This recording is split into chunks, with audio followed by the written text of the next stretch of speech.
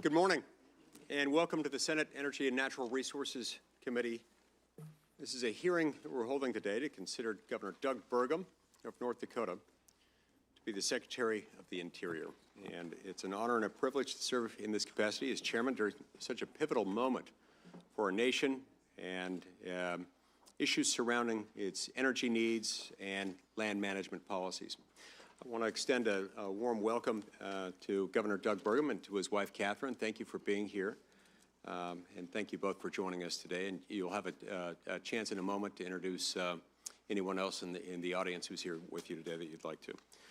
Governor Burgum, your nomination to lead the Department of the Interior comes at an urgent time as Americans under the policies of the Biden administration are suffering from skyrocketing energy prices that drive up the cost of everything from gas to groceries, from housing to health care, to restrictive land use policies that tend to stifle growth generally. The challenges facing American families are mounting, and they're staggering. This past November, voters decided to send a clear message. They demanded bold leaders willing to break from the status quo and take a fresh approach, one less likely to result in this awful pattern of inflation in which we found ourselves over the last 4 years. Your nomination has garnered remarkable support from tribes, from organizations, businesses, and people of all stripes and backgrounds, particularly those who are most uniquely and directly affected by the U.S. Department of the Interior and its policies. The dozens of letters of support nationwide further underscore your reputation as a leader, one who's committed to change, committed to fostering relationships, and they reflect a pretty widespread confidence in your vision and in your readiness to lead this organization.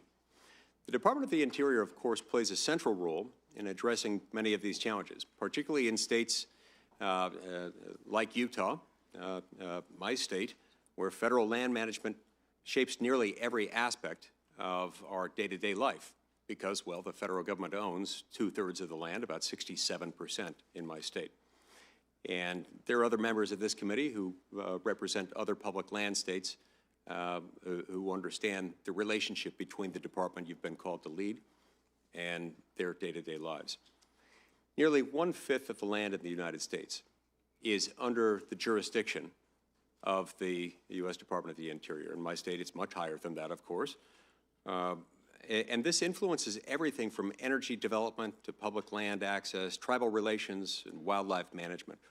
In Utah, where the federal government controls more than 2/3 of the land, the impact of these policies are profound.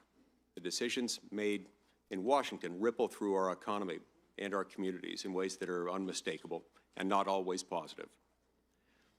Unfortunately, these policies have taken a troubling turn during the Biden administration, expanding national monuments like Bears Ears and Grand Staircase without meaningful input from local communities has jeopardized access and harmed the locals who call these places home. The public lands rule and restrictive management plans have placed unnecessary and often insurmountable barriers in the way of responsible resource development and land access.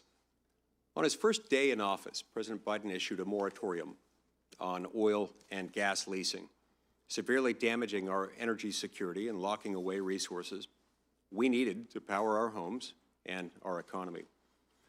Now, over time, these decisions have revealed a pattern of disregard for the multiple use mandate that federal land management is supposed to uphold and to which it's been subject for nearly 50 years. The consequences of these policies extend, of course, far beyond Utah.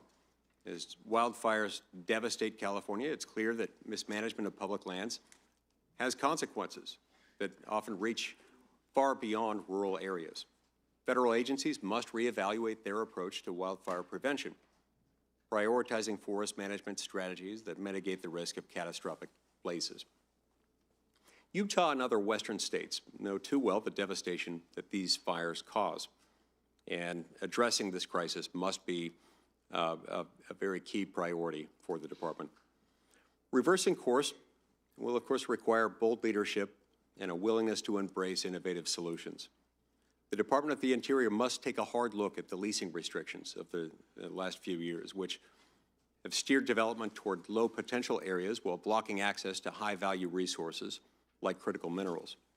These are the building blocks of our economy and our national defense, and we can't afford to let bureaucratic delays jeopardize our future. Housing shortages across the West present another daunting challenge that we have to face.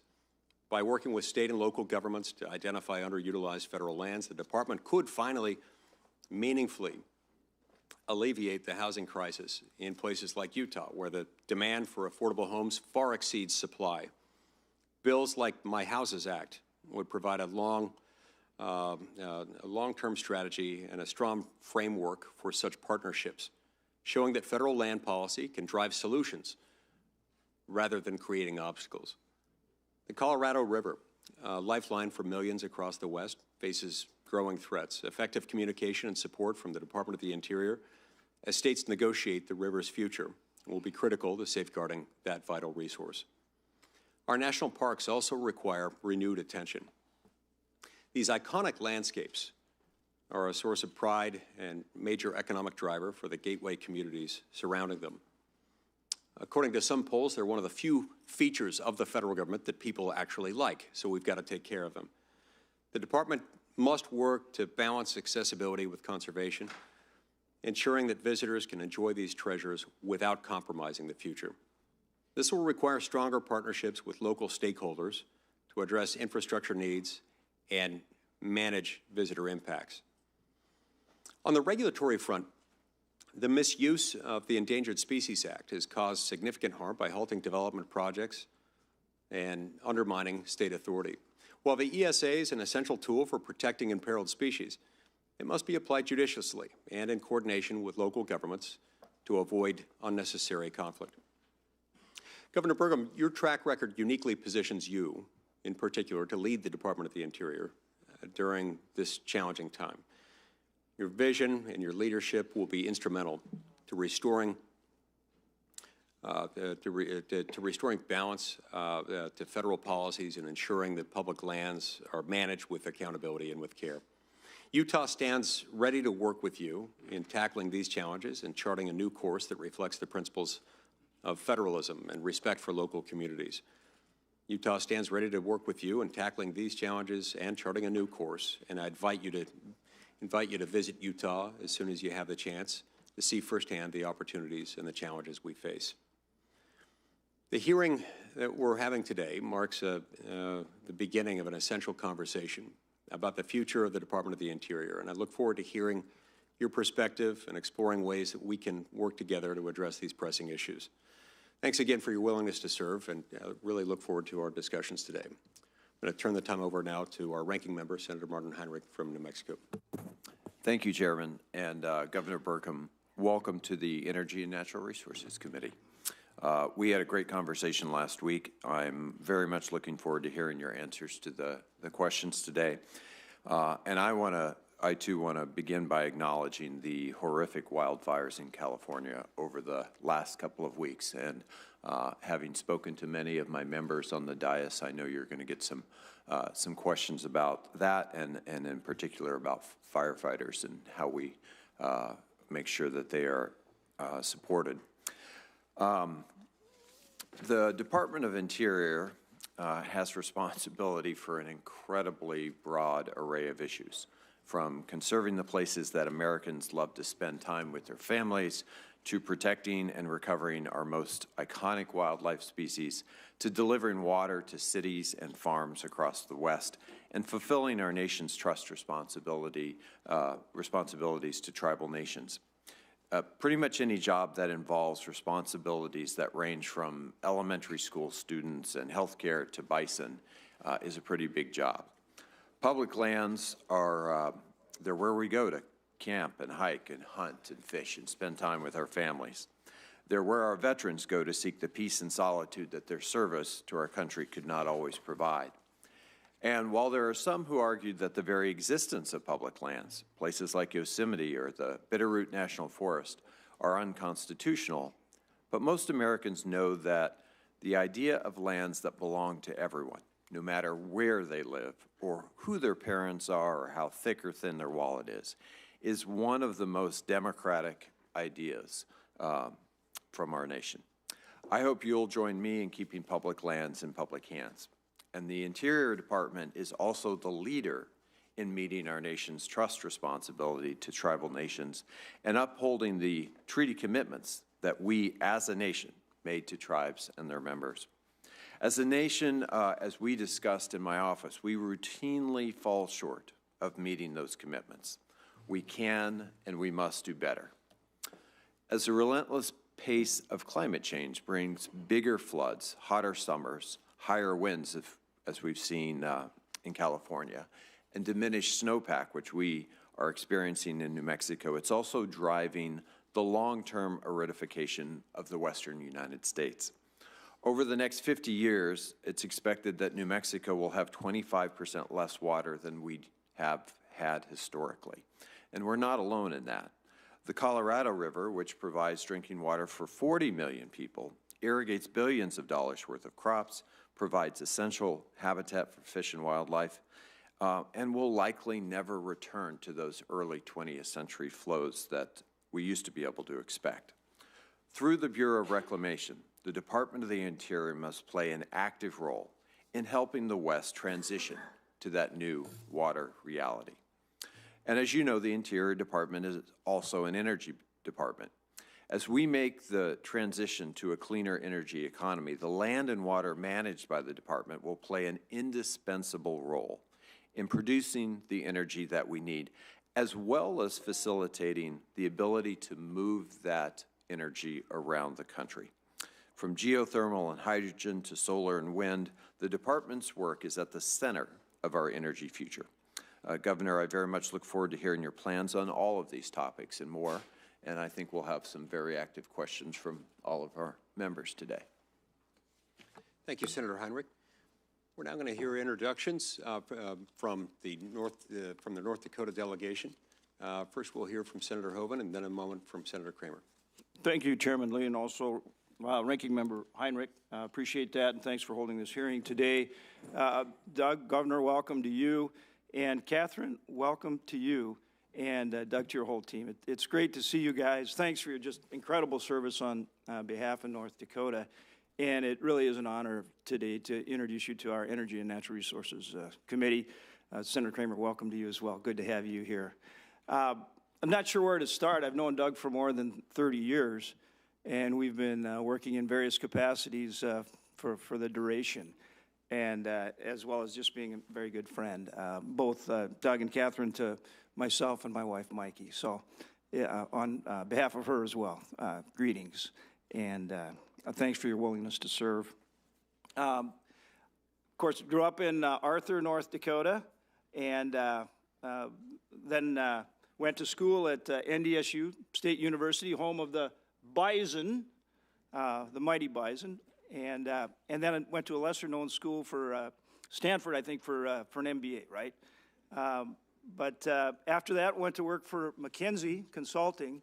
My staff wrote up this beautiful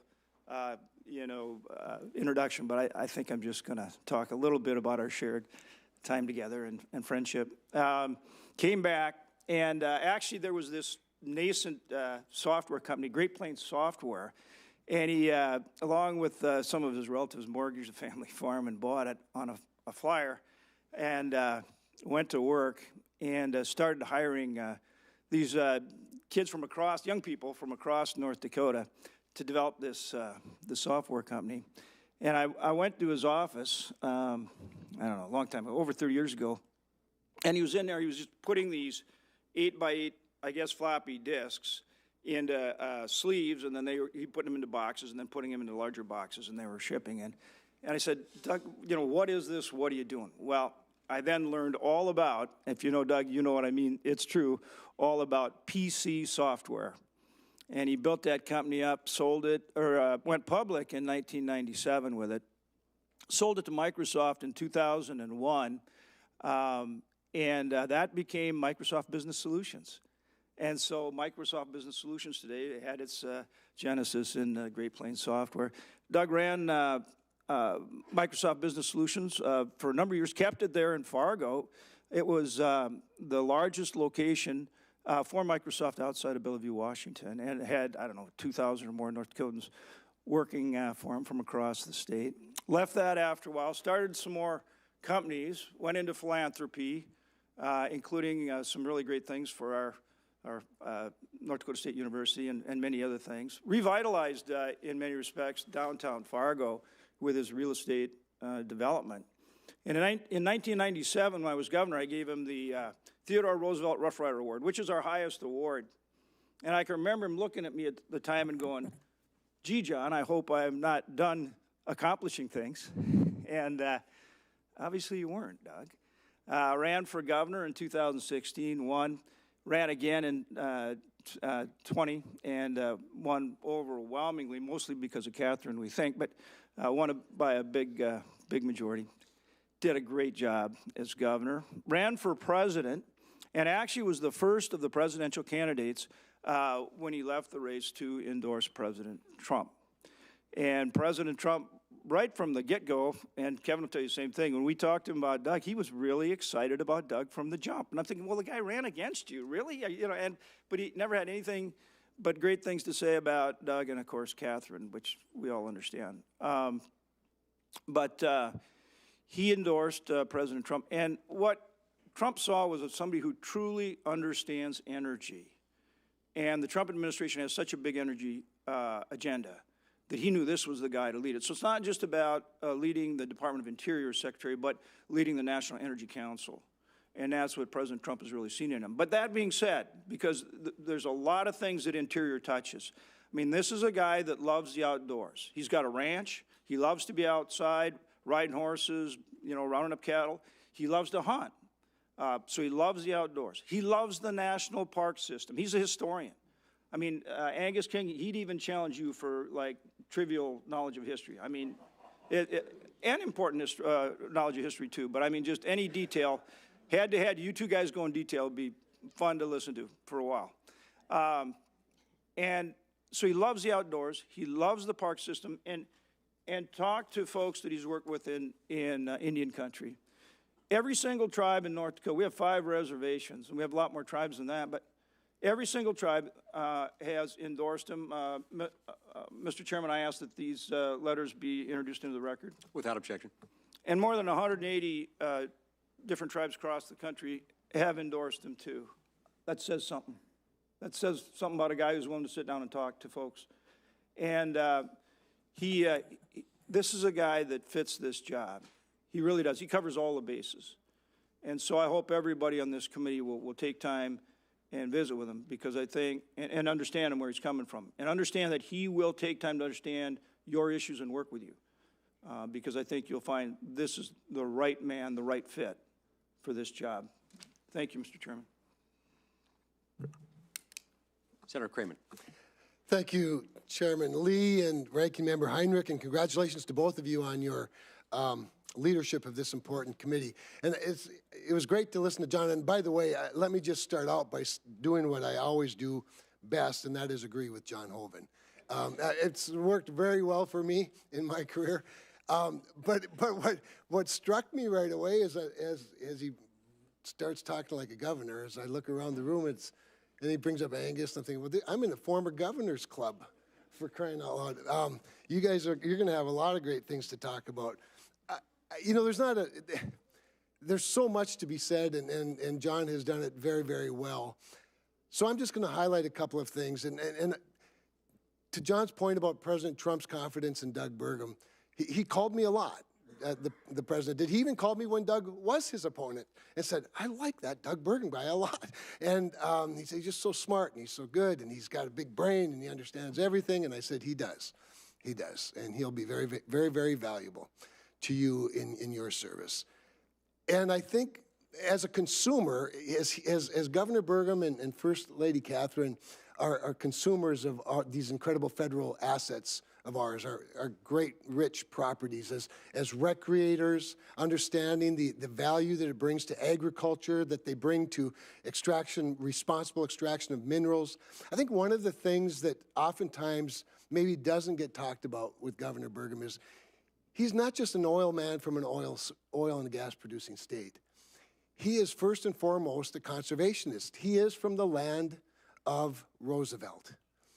And he absolutely relentlessly carried the ball to ensure that the Theodore Roosevelt Presidential Library gets built, and that it gets built in Medora, North Dakota, at the gateway to Theodore Roosevelt National Park, so that it could become the symbol of responsible extraction of minerals, responsible production of federal assets in a way that both exercises great care for the land and the water and the air, as well as great economic opportunity for the people that own these assets.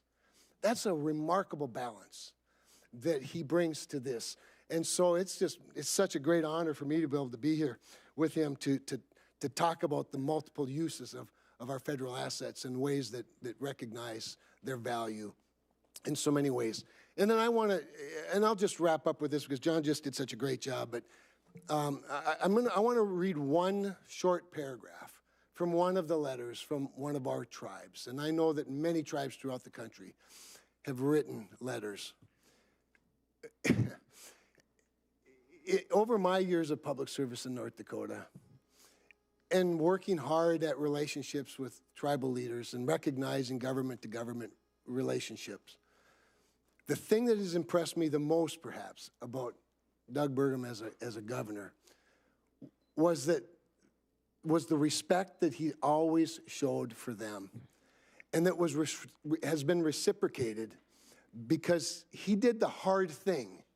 He earned a trust that had been lost, not by former governors so much as just history. As history, it's hard work to do that, and so I'm just going to close, Mr. Chairman. I just want to read a paragraph from Chairwoman Janet Elkire from the Standing Rock Sioux Tribe in North and South Dakota. Probably one of the bit more challenging relationships in recent years has been over the Dakota Access Pipeline and that particular tribe, which could, with different leadership, could have divided people in a big way. But even through that, through all of that, he earned their support. And I'm just going to read this short paragraph, and then I'll end with that, with my thanks to you for allowing me this opportunity, and my thanks to you, Doug, for allowing me this blessing. Governor Burgum understands the Native American dynamic, which, if you're non-Native, can be difficult to maneuver. But he does it well. He understands the importance of honoring traditional values and culture, promoting family first, remembering who we are and where we came from, the struggles we endure, and community wellness. And so it's just my honor to be able to introduce him today and look forward to a successful confirmation and working together. Thank you, Mr. Chairman. Thank you, Senator Kramer, and also Senator Hoeven. Governor Burgum, the rules of the committee require that, quote, at any hearing to confirm a presidential nomination, the testimony of the nominee shall be under oath. Accordingly, if you'll please stand and raise your right hand, I'll administer the oath. Do you solemnly swear that the testimony you're about to give to the Senate Committee on Energy and Natural Resources shall be the truth, the whole truth, and nothing but the truth? Thank you. Now, before I have you begin your opening statement, I'll ask 3 questions that are addressed to each nominee who comes before the committee. First, will you be available to appear before this committee and other congressional committees to represent departmental positions and respond to issues of concern to the Congress? Yes. Are you aware of any personal holdings, investments, or interests that could constitute a conflict of interest or create the appearance of such a conflict should you be confirmed and assume the office to which you've been nominated by the President? No. And are you involved or do you have any assets that are held in a blind trust? No, I do not. Okay. I'll invite you now to introduce your family before you give your opening statement. Well, good morning. Thank you, Senator Lee. Thank you, Senator Heinrich. Grateful to have the opportunity. Thank you for your leadership on this committee. And I do want to begin with gratitude, as I always do, with a special thank you to my friends, Senator Hoeven, Senator Kramer, not just for their kind words this morning, but their incredible service to the country and to North Dakota over their lifetimes. And Senator Lee, as you acknowledged, I'm deeply grateful for the support of all of my friends, my family, especially our 3 kids, and my amazing and courageous former First Lady and my wife, Catherine Burgum, who's joining me here today. It's certainly an honor to have been nominated by President Trump to serve as the 55th Secretary of the Interior. As Senator Hoeven said, I grew up in Arthur, North Dakota. This is a tiny town of about 400 people. We didn't even have paved streets when I grew up. It was all gravel. And it was 400 if you counted everybody that was also staying in the Good Samaritan home. That's how we got to 400. My father was a World War II Navy officer who served in the Pacific. My dad died when I was a freshman in high school, and my mom went back to work in higher education. I was blessed to learn from them about service, about leadership, about sacrifice, and certainly from both of them about a love of the outdoors. Growing up, I worked in our family's grain elevator. Every job I had all the way through junior high through the end of college was one that required showering at the end of the day, not the beginning of the day. And I even worked my way through undergrad at North Dakota State as a chimney sweep, which I loved that job because it was one that you could move up fast and always stay in the black. I thought it was the perfect career. After grad school, as John mentioned, I had an opportunity to go directly from undergrad to Stanford for an MBA. And then later I was working in Chicago. I saw my first Apple II computer. And that was the moment, literally, where I said, I need to get into the software business. And I'd inherited 160 acres of farm ground from my dad, and I literally bet the farm on that tiny software startup called Great Plains. With the dream and hardworking team members, we grew to a global public company with over 2,000 team members serving 140,000 businesses in over 100 countries around the world. I spent my entire professional career in the private sector until I was elected governor in 2016. And for the last 8 years, I've been blessed with the privilege of serving the citizens of the great state of North Dakota. My time as governor has been a valuable preparation for the opportunity and the privilege to potentially serve as the role of Secretary of Interior, as our state and my duties specifically as governor there put me in contact with many of the bureaus inside the department. In North Dakota, we share geography with 5 sovereign tribal nations. State and tribal relationships in North Dakota have sometimes been challenged, but the current partnership is historically strong because we prioritize tribal engagement through mutual respect, open communication, collaboration, and a sincere willingness to listen. I'm grateful for the many tribal nations, both in and outside North Dakota, for expressing their support for my nomination. As governor of North Dakota, I also served as chairman of the North Dakota Land Board, which manages our state's land and minerals with the goal of yielding a return for a state endowment fund that significantly funds public education. I chaired the North Dakota Industrial Commission, which oversees 16 agencies that are related to a variety of things, including energy research, the state's geologic resources, energy production and transmission. The governor of North Dakota also serves as the chair of the State Water Commission, overseeing billions of dollars of water resources and projects. All of these are parallel responsibilities to Interior and often interacted with Interior agencies. North Dakota, of course, is blessed with a rugged natural beauty, including the majesty of the Theodore Roosevelt National Park, which is home to Theodore Roosevelt's Elkhorn Ranch, which is considered by many to be the cradle of modern conservation. And of course, we have beautiful badlands. I'd like to note here on the record that our badlands are significantly badder than South Dakota's badlands. Just tremendously badder, not even close. But in addition to that, we've got great prairies, world-renowned agriculture. We've got amazing hunting and fishing, four-season outdoor recreation, and much, much more. In North Dakota, we created a prosperous economy by sustainably developing our natural resources, along with our respect for the land and the wildlife, and at the same time having among the cleanest air and the cleanest water in the country. During our tenure, North Dakota experienced among the lowest unemployment in the nation and the highest real GDP growth. Demographically, our state went from one of the oldest states to one of the youngest, We attracted record levels of talent and investment capital. I say this because our success was underpinned by the understanding that we live in a time of tremendous, tremendous abundance, and we can access that abundance as Americans by prioritizing innovation over regulation. If given the opportunity to serve as the Secretary of Interior, I'll bring those experiences and those lessons learned to the leadership of the tens of thousands of dedicated professionals within the Department of Interior. Which brings us to President Trump's vision for a vibrant future that we can achieve together. The American people have clearly placed their confidence in President Trump to achieve energy dominance. And by energy dominance, that's the foundation of American prosperity, affordability for American families, and unrivaled national security. Today, America produces energy cleaner, smarter, and safer than anywhere in the world. And when energy production is restricted in America, it doesn't reduce demand.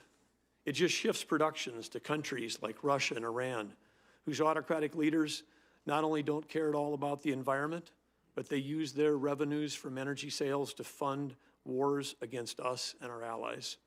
President Trump's energy dominance vision will end those wars abroad, will make life more affordable for every family in America by driving down inflation.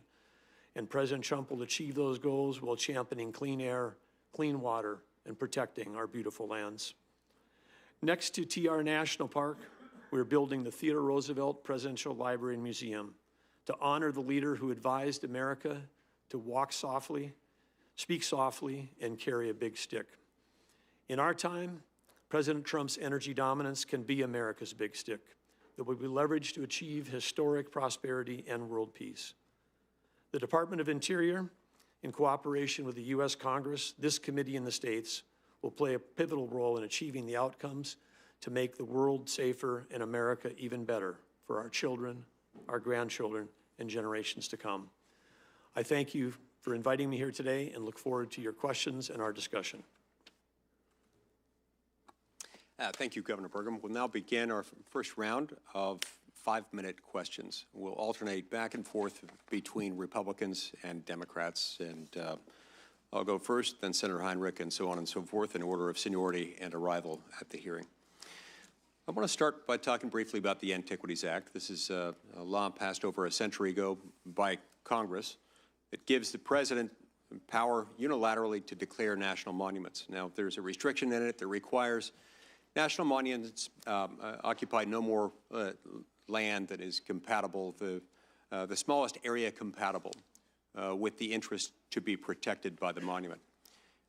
These have become something of a political football in parts of the country, especially in my state. In Utah, President Clinton designated the Grand Staircase Escalante National Monument in 1996. President Obama added the Bears Ears National Monument in 2016, shortly before he left office. Now, both of these objections were made, both these designations were made over the objection of the people of Utah and their elected representatives. And President Trump later reduced the size of both monuments in 2017 after he got elected to bring them more into conformity with the Antiquities Act's requirement for minimal boundaries. Then in 2021, President Biden re-expanded them, exceeding the scope of the law and disregarding local input. As I explained to President Biden at the time, this is the size of 2 Delawares within my state that have been moved into this very restricted use classification. The point is not that there aren't beautiful things to protect in the state, but the line was drawn so big and the monument was made so expansive, in part because local leaders weren't consulted, and to the extent that they were heard, their counsel was ignored. So, Governor Burgum, I'd like to invite you to when you visit Utah, to meet with those whose voices were ignored by the Biden administration during those monument re-expansions.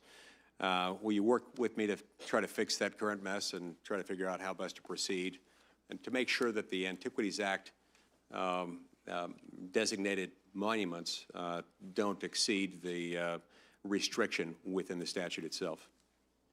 Well, thank you, Senator Lee, for that important question. The 1905 Antiquities Act, of course, was signed into law by President Roosevelt himself, and it was, as you stated multiple times, it states very clearly that it's the smallest possible area to protect those objects to be protected, and its original intention was really to protect, as it says, antiquities, areas like, I would say, Indiana Jones type archaeological protections. These are essential that we protect these areas as a country, and that's what the law was intended. But I would look forward to working with you, and particularly in the area of local consultation, because when the federal government overreaches into a state like yours that's already has over 60% of its land in public lands and restricts that use, it's got tremendous impact on tribes, on the local communities and all those around, and I just think it's important that we strike the right balance. I look forward to working with you on this issue.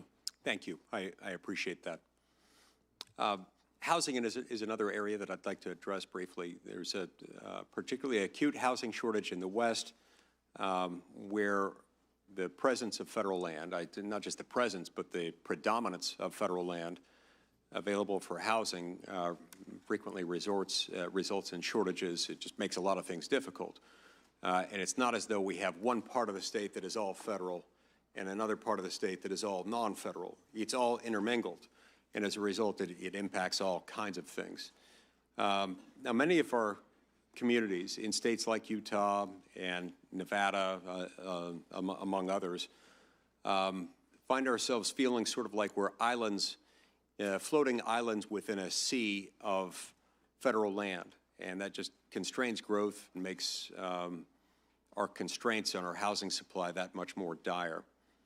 I would love to work with you on a bill that I've introduced, that I've worked on for several years, called the Houses Act. And in addition to looking for and developing other creative ways to address the housing affordability crisis in the West, in your view, how can the Department of the Interior help address the housing crisis in areas like, as is the case in my state, where the presence of federal land often inhibits community needs? Well, understand that one of the great challenges we're facing in this nation right now is housing affordability. And in my discussion and friendship with Governor Spencer Cox of your state, know that it's a high priority for him and for the state.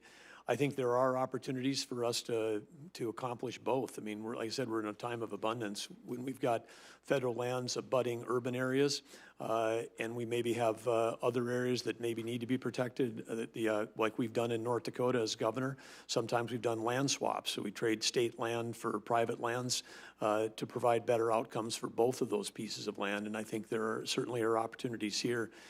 Public lands in general, some like the national parks, absolutely, we need to support and protect every single inch of those. But in other cases, we've got a multiple use scenario for our lands, and I believe there's pathways we can find, particularly in states like yourselves and others that have 50, 60% or more of your land held by the federal government, that we can find appropriate solutions to help address the housing. Look forward to working with you on that. Thank you, Governor. I see my time's expired. We'll turn the time over to Senator Heinrich. Governor, I want to actually kind of continue on that same vein. And I had a very long and detailed question here written by my staff that I'm going to depart from and just go to the heart of the issue, which is, I think what people are concerned about, and there was a, this was a very hot issue this year because of legal action, is the idea that we would somehow, in a wholesale way, divest of our public lands.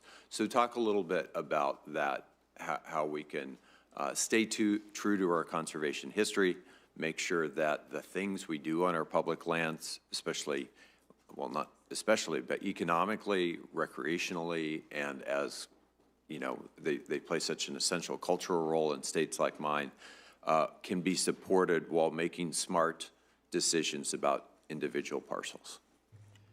Well, thank you, Senator Heinrich. I think we have to look no further than New Mexico for the answer to the fact that we can find the balance, because as I know what Senator Hoeven and I hate to acknowledge, but New Mexico passed North Dakota as the #2 oil and gas producer in the state, and yet your state's got a tremendous record of protecting, cultural and historical lands and providing that balance.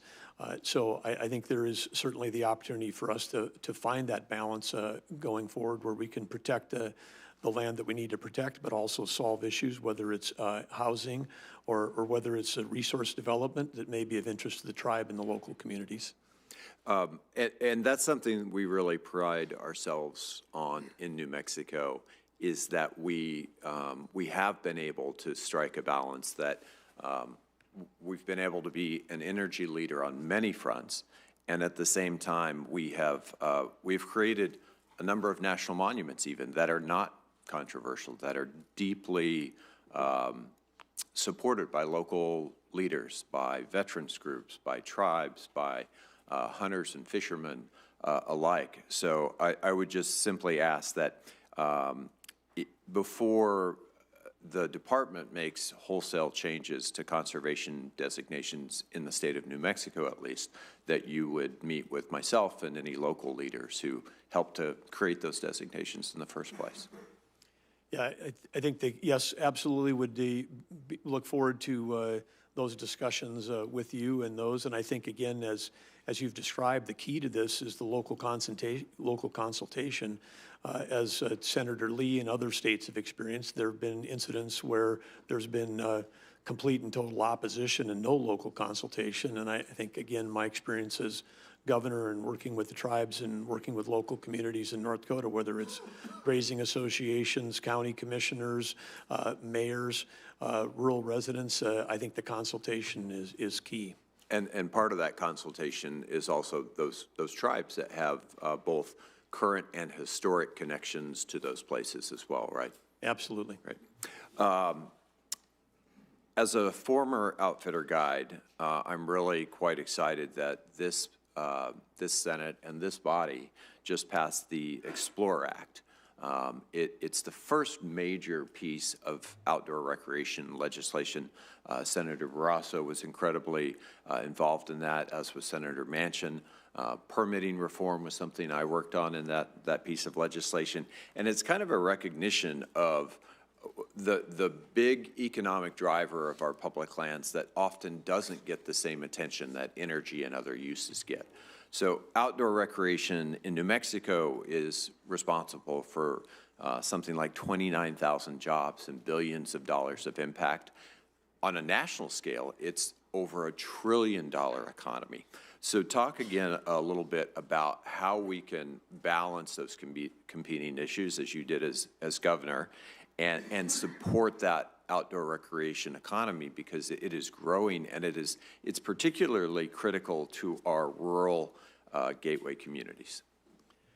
Well, first I would just like to say this is a really important topic, but it's also a passion of mine as someone who's spent my life as an avid outdoorsman. I was very pleased to get the full endorsement of the Outdoor Recreation Roundtable for this job, which represents that $1 trillion industry. I think that's where we first met. Yes, yeah, where it represents all of these different aspects. And I think that the opportunity for in most states, I recognize this as governor. We created a Office of Outdoor Recreation while I was governor, and continue to invest in whether that's access to fishing and hunting, public access on public lands. We've got a number of great things going on in North Dakota that we've done there that have been really helpful, including using technology. We took all the posting requirements in our state. We got all the landowners, the pheasant hunters, all the waterfowl hunters, got everybody to agree on that. And we created a tool where, even for hunting, you can look on your phone and find out whether the land is posted or not posted. And it might be posted no for deer hunting, yes for pheasant hunting. Right. And it includes the phone number, and it's posted, but if you call me and talk to me, I might let you on, but then the landowner's name and the phone number is right there. So we've been able to find tools to bring together landowners and sportsmen on both private lands as well as public lands to try to make sure that we can keep that outdoor economy rolling. Thank you. Senator Daines. Chairman, thank you. Governor Burgum, welcome, as well as welcome the First Lady of North Dakota. Good to have you both here. If confirmed, you will be 8th in line of succession to President of the United States, Governor, and that goes in line with when these departments became part of the United States government. The Interior goes back to 1849, and the oldest agency within Interior is the Bureau of Indian Affairs, is BIA. I think it's only fitting, before I get into my questions and my remarks, if I might submit a letter for the record from the Coalition of Large Tribes, of which three of my 12 federally recognized tribes in Montana are part of COLT. Of course, you have 5 federally recognized tribes and members of COLT. But if I just read the letter that they wrote in your support, it says, it's been incredible for COLT tribes to have such a close supporter nominated to the Secretary's office. He is someone in whom we have deep trust and confidence. We have gone to him with our most complex, difficult issues over many years. He is exactly the kind of leader tribes need at the Interior Department. And they close in the letter by saying this: Governor Burgum has COLT's highest recommendation and endorsement to serve as the next Secretary of the Interior. Mr. Chairman, I'd like to submit this letter for the record. Without objection. Governor, last week, the Fish and Wildlife Service denied Montana and Wyoming's petitions to delist the greater Yellowstone ecosystem and Northern Continental Divide ecosystem grizzly bears because these two populations have exceeded recovery targets by so much that the service no longer believes these two populations are even distinct. We should be celebrating the fact that grizzly bear has recovered, is an example of a great species now that has recovered and is prolific across these ecosystems. But sadly, this ruling coming out of FWS punishes Montana's successful grizzly bear recovery efforts. It's really completely backwards. We should be celebrating the recovery, but instead, we are now having to sacrifice to adjust living with the bears, whether it's predation losses by livestock producers as well as human safety. Sadly, many Montanans have been killed, badly mauled by grizzly bears. So the people back home take this very, very seriously. It's literally gotten to the point up along the Rocky Mountain front, west of Great Falls, where our playgrounds at one of our schools, they have high fence there to protect the children from grizzly bears when they go out for recess. The service keeps moving these goalposts for delisting and returning these bears to state management where it absolutely belongs, like we've done with the wolves. The service set recovery numbers at 500 and 800 respectively for the greater Yellowstone ecosystem and the Northern Continental Divide ecosystem. The most recent estimate is now, best science, 2,100 bears in these two ecosystems. Governor Burgum, would you acknowledge that the data shows the recovery of these two populations and commit to working with me to delist them?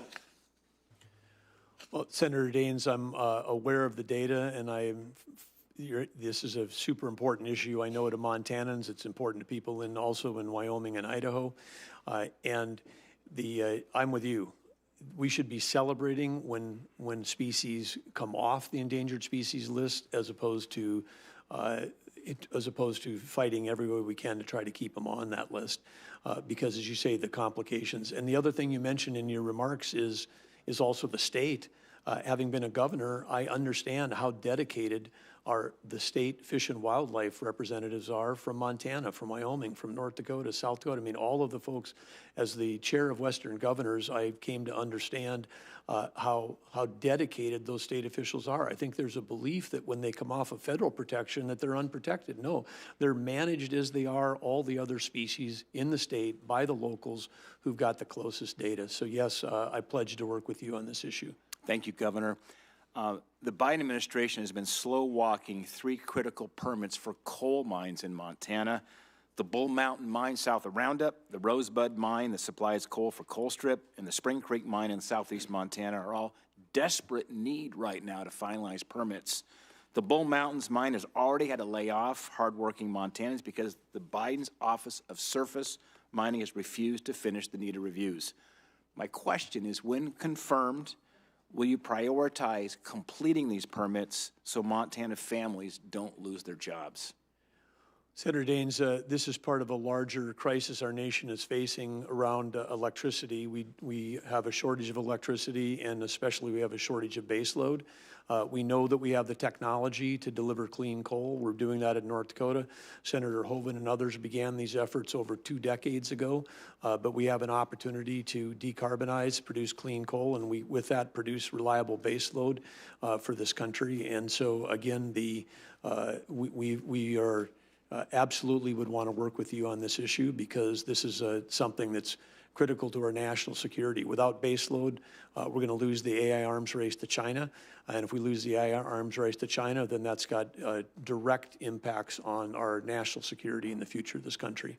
Mr. Chairman, I'm a little bit, one just final statement to read, and I'll complete my, my questions. I want to quickly close by highlighting the importance of a bill that I'm working with Senator King of Maine. We co-chair the National Parks Subcommittee. We're proud of the fact that no matter which way the gavel goes, it goes back and forth over time in the U.S. Senate. Angus King and I are always co-chairs as we work together on behalf of our national parks. I'm working with him to reauthorize the National Parks and Public Land Legacy Restoration Fund. This is critical to address the deferred maintenance challenge we face with our great public lands. President Trump signed the greatest conservation win in 50 years when he signed the Great America Outdoors Act, and I thank Vice Chairman Heinrich for helping so much and getting that across the finish line. He signed that in 2020. I hope I can count on your support for reauthorizing this program. You can, absolutely. We have the Great American Outdoors Act by President Trump was a great step forward, but I know from my own personal experience, Governor of North Dakota, and working with the Theodore Roosevelt National Park, that the amount of deferred maintenance that we have is probably even greater today across the park system than it was when that bill was passed. And so we have to continue to invest in our national parks. Great. Thank you, Governor. Senator Hirono. Thank you, Mr. Chairman. Welcome. As part of my responsibilities to ensure the fitness of nominees before any of the committees on which I sit, I asked the following 2 initial questions. First is, since you became a legal adult, have you ever made unwanted requests for sexual favors or committed any verbal or physical harassment or assault of a sexual nature? No, Senator, I have not. Have you ever faced discipline or entered into a settlement related to this kind of conduct? I have not. We received your testimony late yesterday, and you noted that, and quote, President Trump's energy dominance vision will end wars abroad, end quote. And President Trump has directed you to expand oil and gas drilling on a massive scale, which will lead to increased burning of fossil fuels. Now, the scientific consensus is that burning fossil fuels is a primary human cause of climate change.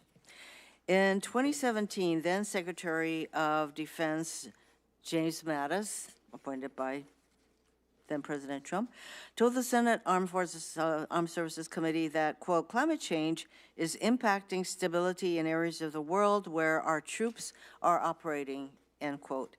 In 2014, Secretary of Defense Chuck Hagel said that climate change is a critical national security threat and a threat multiplier. Now, these are 2 secretaries of defense. They know something about war.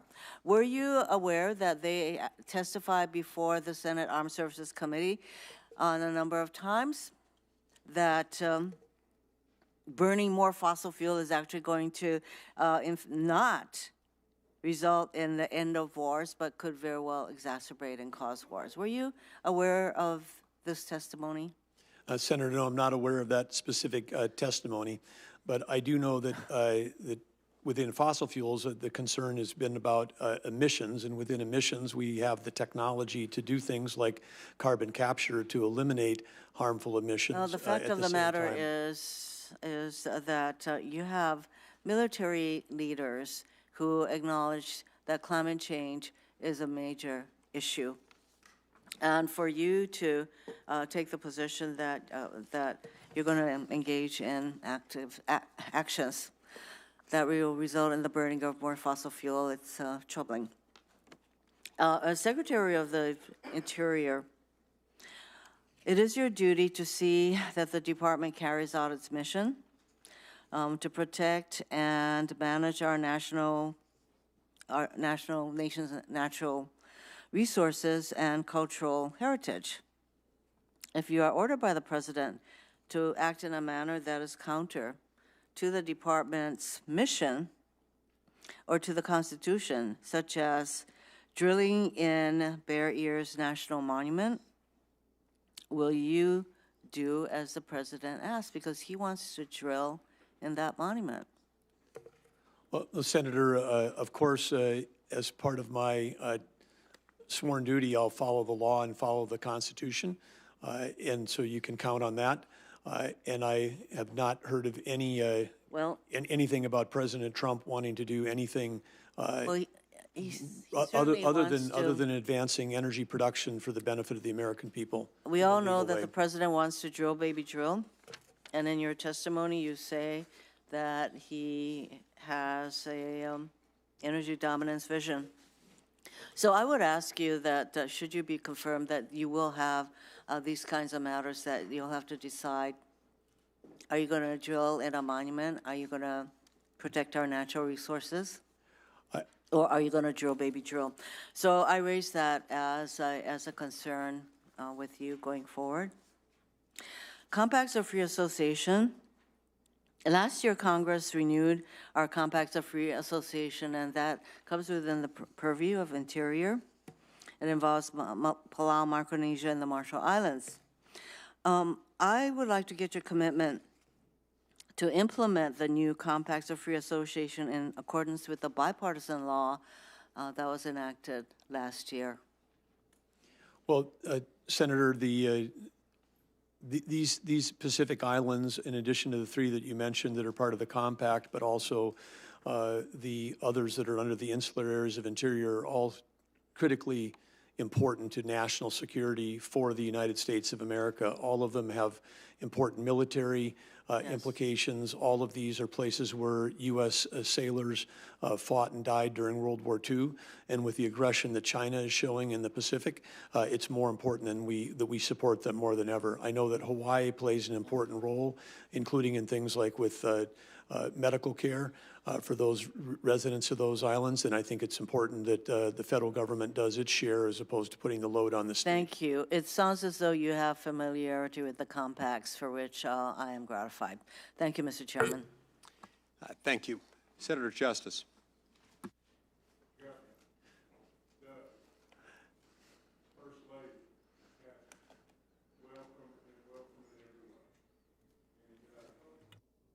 I've got my questions are going to be short and sweet, but I can tell you just this, that I think we share in the fact that energy is the key. Energy, oh gosh, I don't have my mic on. Okay. Well, okay. Good enough. I'm talking loud enough anyway. But nevertheless, energy is such a key that opens every door. In my opinion, every single door. And the world is starving for us, America, to lead the way. And I believe we share that thought. I believe we share the thought that electricity, if we don't watch out, will become a crisis like we can't imagine. And we absolutely need to be prepared and move forward in that. But we've got a problem along the way. Permitting has gotten totally outrageous. And absolutely, we all want it to be fair and proper and not endanger our environment. We all share in that. But absolutely, I ask you, Governor, I ask you, please, tell us your thoughts on how we're going to approach this, how we're going to approach this, the issues with fish and wildlife, and on and on and on. Please tell us. Well, I should say, Governor, now Senator, so great that you're here in the Senate, and what a fantastic job you did as governor, and it was a pleasure serving alongside of you as another energy state. You've got everything, just you get that. We are in an energy crisis in our country, and the first place is actually related to electricity. Electricity is at the brink. Our grid is at a point where it could go completely unstable. We could be just months away from having skyrocketing prices for Americans. And of course, as we talked about in the AI arms race, we need electricity for manufacturing, and AI is manufacturing intelligence. And if we don't manufacture more intelligence than our adversaries, it affects every job, every company, and every industry. You understand this, and we've got to get to work. The permitting right now in some of the queues in FERC for electricity, it's 7 years or longer. And it's a completely, that queue in FERC is 95% intermittent sources and only 5% baseload. We need baseload to be able to allow the renewables to be part of the system. We've got to have the balance between those two, or the grid, which is like a giant machine, just doesn't work. And so we've got to get to work. And permitting reform and speeding permitting. Right now, we've stacked the deck where we are creating roadblocks for people that want to do baseload, and we've got massive tax incentives for people that want to do intermittent and unreliable when the balance is out of whack, and we've got to bring it back in line. And we can do that and still achieve the objectives that we want to have about having cleaner environment, because the U.S. has done that. We are the one nation on the planet that's actually reduced CO2 over the last 20 years. We're the ones that have done it. China's doubled their CO2 emissions in the same time frame. Well, thank you, sir, and thank you for your kind comments as well. Now, if I could just ask one more question and just shift just a little bit. We all know the outdoors touches our soul, and I'm an outdoorsman like crazy. I have enjoyed hunting and fishing all across this nation, but especially in my home state of West Virginia. And I welcome you to come to West Virginia to experience that just what I'm speaking of. But I would just say just this. We have an attack on our sport of hunting and fishing. You know, hunters absolutely do so much to contribute to all the goodness all across all of our lands, to all the wildlife, to all the different things that happen within the sport of hunting. And I know you share, you know, my love just as much as I know my love. With all that being said, what will you do to ensure that we will perpetuate this unbelievable tradition to our youth and all those to come? What will you do, sir? Well, Senator, in North Dakota, we've taken steps, as I know other states have done, to create youth hunting seasons, youth hunter education, make it more available, create more opportunities, as we have also done for disabled and wounded veterans. But when we have public lands and we've got public access, the greatest conservationists in our country, and some are probably listening today, but whether it's the Rocky Mountain Elk Foundation, Mule Deer, Pheasants Forever, Ducks Unlimited, you name any of these organizations, they're the ones that raise the money that actually pour dollars into conservation in this country. Hunters, the Safari Club, all of these different groups, and of course, President Roosevelt, Theodore Roosevelt, one of the founders of Boone and Crockett.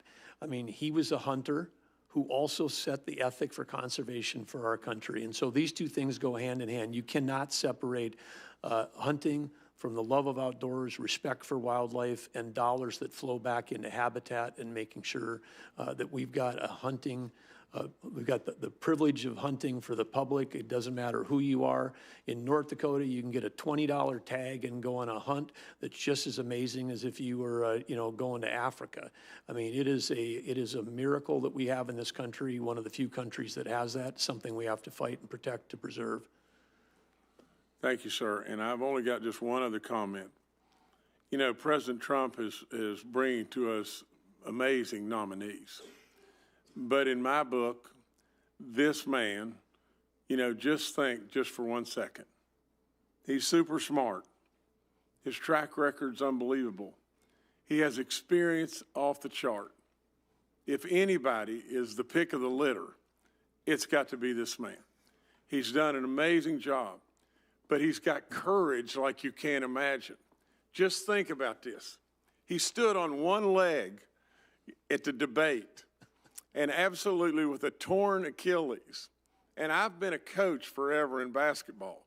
And I've seen kids get a torn Achilles, and absolutely it is one serious injury. How you did this, I will never know. But nevertheless, I give him kudos for courage beyond belief. Thank you so much, sir. Thank you, Senator.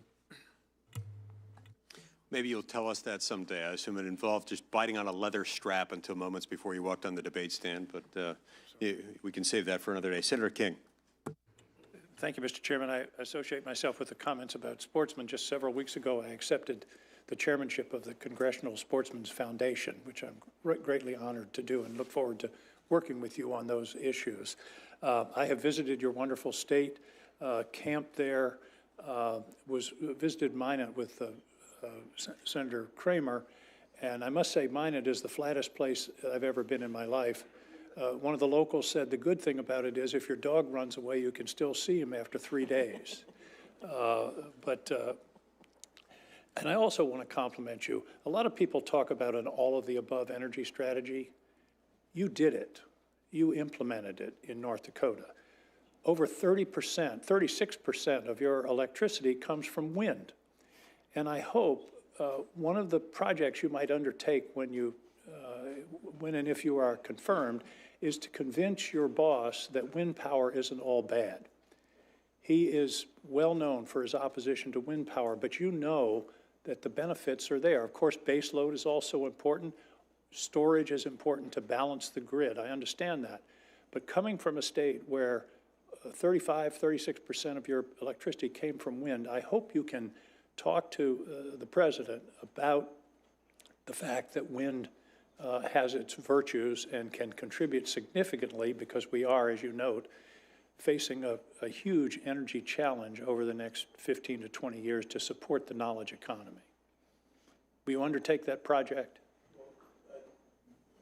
Senator King, certainly you've got great wind resources in Maine. We've got good wind resources in North Dakota. Not every state is lucky to have that. The resources that we do, where the wind is blowing, maybe that flat ground helps us on that. Very few trees to stop the wind. But I would say the key here you mentioned is base load versus the intermittent, because we've got to have the right balance, and we maybe have tipped a little too far in one direction. So I think that's the key piece for us, the key short-term emergency. But you do see the value of wind power. A third of your state's electricity comes from that source. Yeah, and most of that we export, and so I think our neighbors are happy to have that. But I would also say that, again, it is we need an all-of-the-above strategy. It's what we've had in North Dakota. And a balanced It's a balance, but we need more. We need more, and the thing we're short of most right now is base load.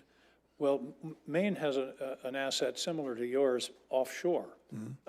And the Department of the Interior executed several leases recently. I hope I can have your commitment to continue with those leases. They will produce enough energy for all the homes in Maine, New Hampshire, and Vermont. It's an enormous resource in the Gulf of Maine that can provide significant energy. As you may know, the capacity factor of offshore wind is significantly higher than terrestrial wind. So I hope that your department will continue with the projects that are already underway. Will you commit to that?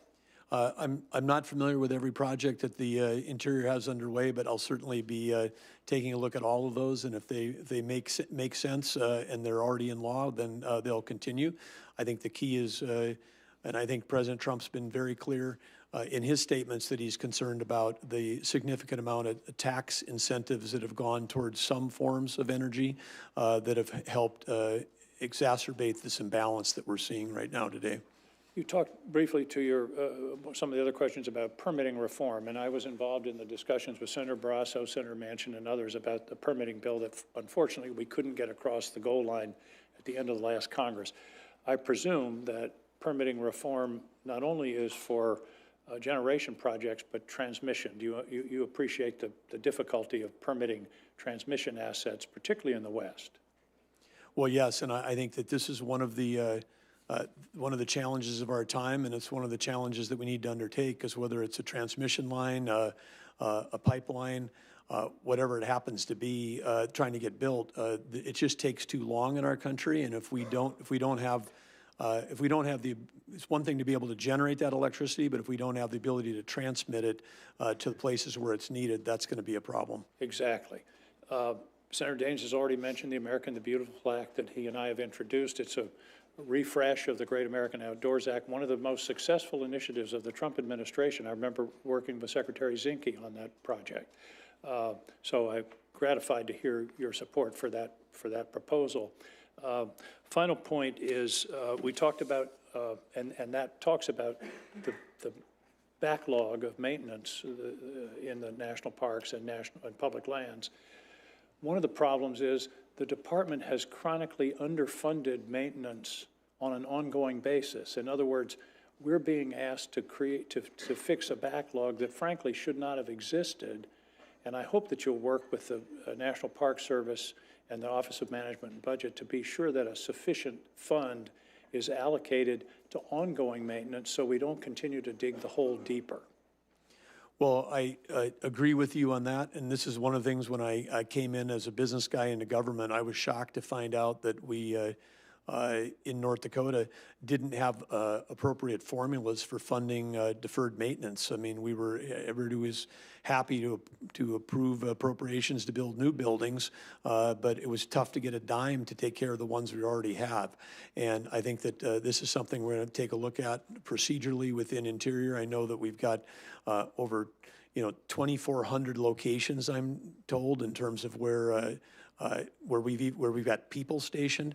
Right. We've just got to make sure that not just the national parks, but across the whole department. But we've got to get the formulas right because we're creating liabilities for future generations if we're not taking care of that deferred maintenance. I can tell you that the formula right now is not right, so I encourage you to take that step. Thank you very much, Governor, for joining us, and we'll look forward to hearing from you further in this hearing. Thank you. Thank you, Senator. Thank you, Mr. Chairman. Senator McCormick.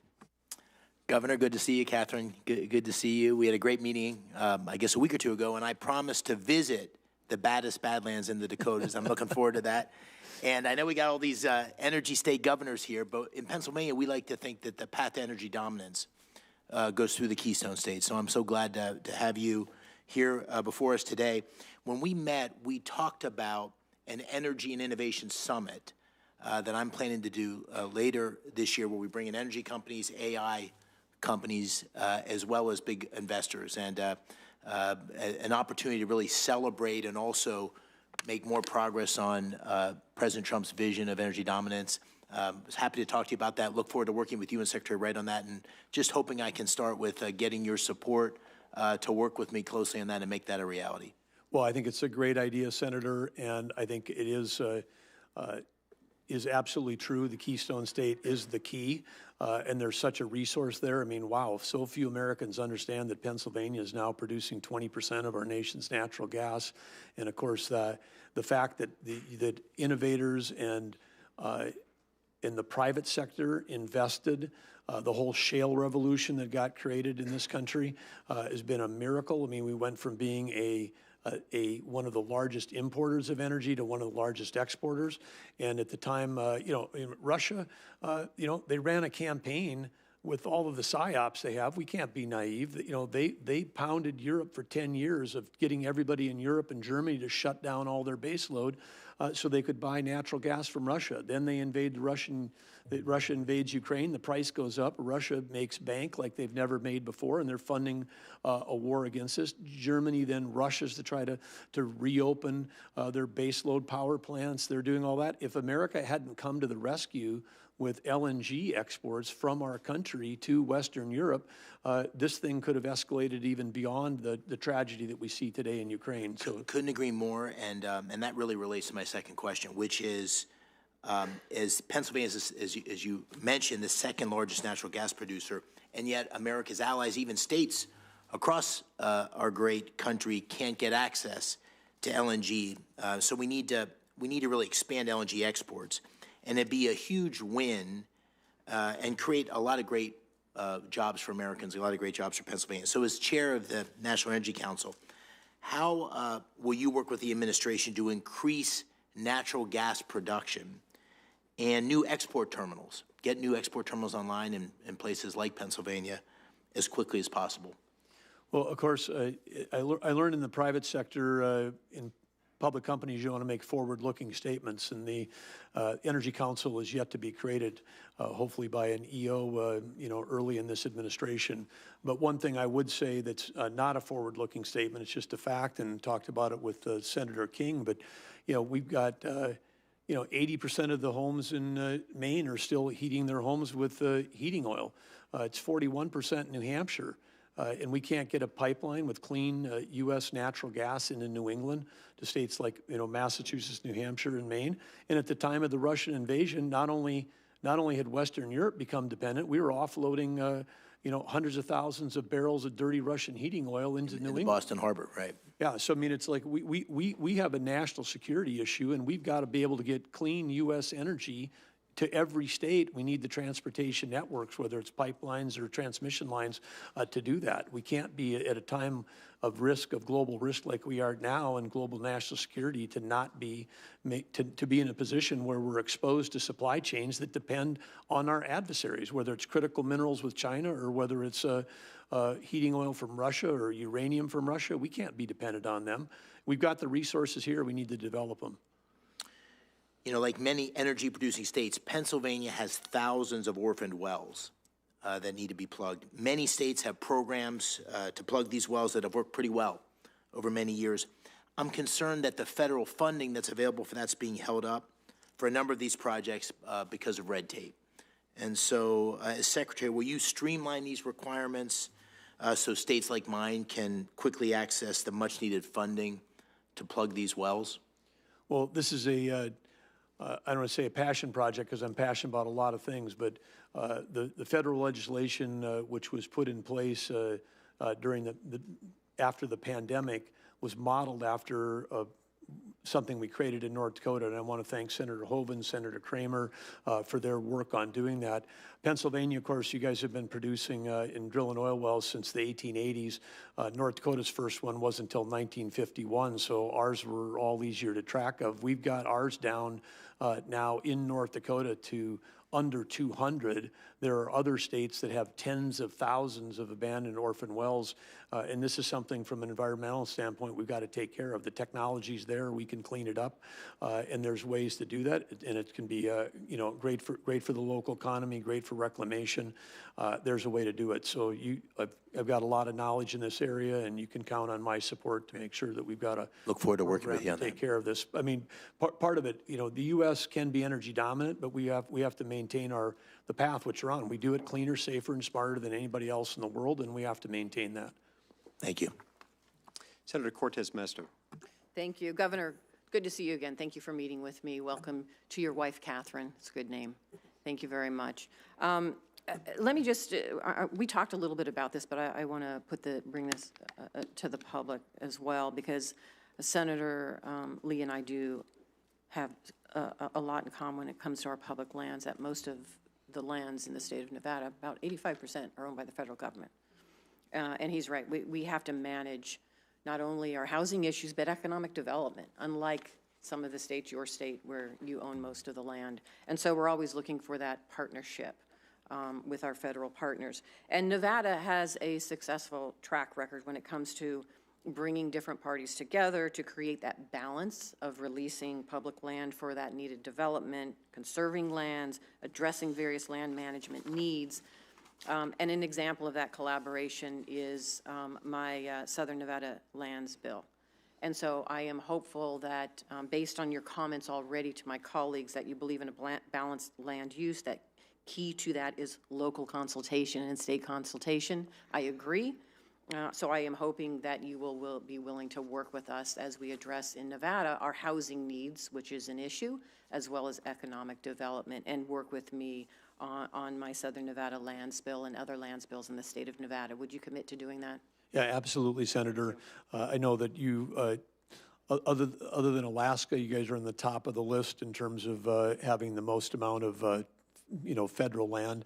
You got some of the same challenges around affordable housing that Senator Lee is seeing in Utah, and with the great success of population growth in Southern Nevada. And I think, again, there's some creative ideas about land exchanges. You've thought through it, I can tell.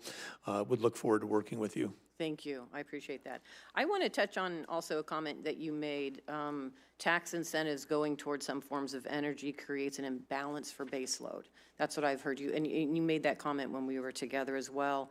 Let me ask you this, because in Nevada, it is important for us to absolutely have an opportunity to support public-private partnerships in clean energy. And I would imagine you support public-private partnerships. No, I think it's great whenever we can get more market incentives built into programs. Or if we spend a tax dollar, if we can match it with 2 or 3 from the private sector. That's one of the things we did in North Dakota to really, both grow our economy and extend the return on investment for every taxpayer dollar invested. And I appreciate that. And so with that said, there is a role for the federal government to be a part of incentivizing and supporting those public-private partnerships. Would you agree with that? Yeah, we're appropriate, absolutely. All right. And in Nevada, because of the Inflation Reduction Act, as well as the bipartisan infrastructure package, we have benefited not only in Nevada with jobs and growing our economy, but in contributing to our national security and bringing back manufacturing to this country because we have critical mineral mining going on in Nevada, thanks to those pieces of legislation. We have the complete ecosystem for battery, not only manufacturing, but storage and recycling as well. And our energy now is both gas as well as solar. Solar is really one of the #1 areas that we have in the state for our energy needs, and that's why battery storage is important. So let me ask you this, and maybe I'm wrong about this, but isn't the combination of renewables plus battery storage baseload? Yep, that's certainly the future. And again, as I said before, all the above. We need all forms of electricity. We're short of electricity in this country. We just have to make sure that we have the balance. Because if we don't have the base load, the intermittent, I'll call it unreliable, because the sun doesn't always shine, the wind doesn't always blow until we get storage, and storage is still a few years out to where we're going to be able to operate at grid scale to be able to make that work. Until we get to that time, we really have to have 2 systems. We have to I agree, but if we don't have the incentives to continue that kind of research and making sure that's happening, because it's happening in Nevada right now, storage. Yes. I've been to the facilities, we see it. If we don't have those incentives, then we're never going to get there. And so my concern is, and what I'm hearing is, under this administration, a shift from those incentives for renewables back to fossil fuels. And that is not going to do any of us really in this country a benefit to, at the end of the day, leaning into clean energy, being dominant in that space of clean energy, protecting our national security when it comes to that clean energy as well. So I do think there is a balanced approach here, but not one at the expense of another. And I'm hopeful, based on your experience as a governor, what I just heard and I know about your state, because you found that balanced approach for energy, and every state's going to be different based on their geography, that you're going to work with states as well and not take away an opportunity where they can have that balanced approach for energy. Would you be willing to do that, even stand up to the administration when it somehow is not a benefit, what they're trying to do to a state like the state of Nevada? I'm a Republican governor, and I are in lockstep when it comes to moving forward in this space. Well, there are certainly big opportunities in Nevada, whether it's solar, geothermal. There's a lot of opportunities, critical minerals, lots of things to work on. But I would say that the benefit to every American is if we have base load that's reliable, that works, that's part of how we have affordability. I mean, every American today is paying more for their electricity than they were before. So the current policy is hurting every American. It hasn't happened yet, but it's coming soon. More and more brownouts and blackouts because we aren't going to have the balance in the grid. And I think every senator and every governor is going to be hearing from every consumer. And so this is something we have to work on together as a priority to make sure that we restore balance to the grid, and that means that like I said, you take a look at a FERC queue that's got 95% intermittent and unreliable, that probably tells us we're a little bit out of balance, and we've just got to bring it back and then keep moving forward. But great opportunities to work with you in Nevada. You've got some special opportunities and resources, and I'd say critical minerals, which you mentioned. I'm glad you brought them up. But we in the IRA, we passed all kinds of incentives for electric vehicles at a time when China is controlling 85% of the critical minerals in the world. So, I mean, incenting incenting something which increases our dependence on a major adversary, because we're in a Cold War with China, and we're in a cyber war every day with them. I mean, right now, we're in a cyber war with them, North Korea, Russia, Iran. Every day we're being attacked by these folks. So you don't support the credits for electric vehicles, and that would be something that you would support the administration repealing? Well, I support economics and markets, and if you add up the EV totals, it's over $900 per ton of CO2 avoided. And in North Dakota, we can give you a liquid fuel with zero carbon in it for $60. And so we're doing that today with carbon sequestration for biofuels. So and how, so and, it's and like I know my time is up, and I look forward to talking Yeah. to you about this, but thank you. I appreciate it. Yeah. Senator Hoeven. I think that interchange demonstrates the kind of really high-level discussion that Governor Burgum brings to these issues. I mean, he really will work through these issues and applies a real analytical approach to problem solving. And I think that's really important for both sides of the aisle. And I think that's something that people are going to very much appreciate about him. Federal law requires that, that on public lands there be multiple use. Recently, the BLM promulgated rules that violate that law very clearly, in my opinion. Do you support multiple use on federal lands? And I think you, I know you do, but I want you to express it for the record, and then I want you to tell us why it's so important that we have multiple use on public lands, not just in our state, but across this country.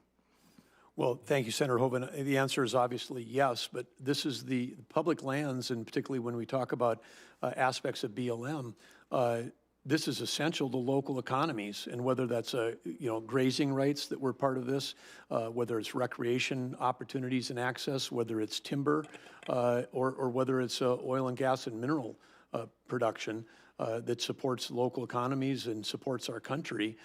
This is what this land was put away for the benefit, the use, and the enjoyment of the American people. Not every acre of federal land is a national park or a wilderness area.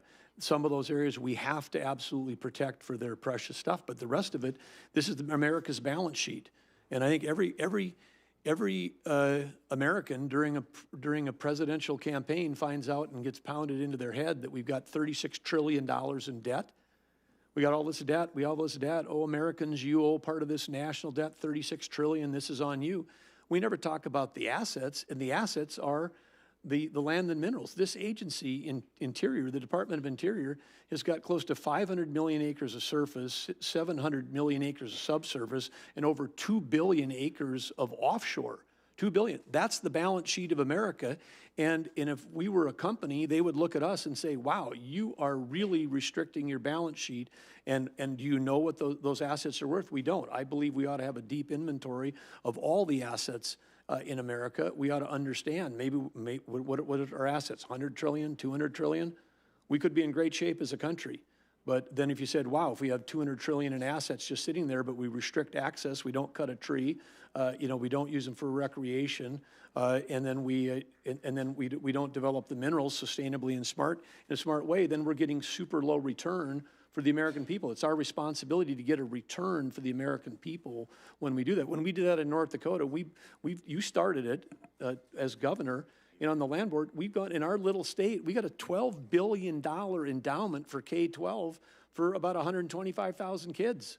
I mean, we got an endowment bigger than most universities in the country for our K-12 system because we learned how to utilize this stuff. And guess what? We still have among the cleanest air, cleanest water, greatest recreation in the nation. This is the time of abundance. We can do all of it. Yeah, and so it really is about working with people in all these different uses. And that's true with working with, in Indian country on the reservations as well, right? Empowering the local tribe, to decide, make those decisions about how they use the land and all the beneficial ways that they can, right?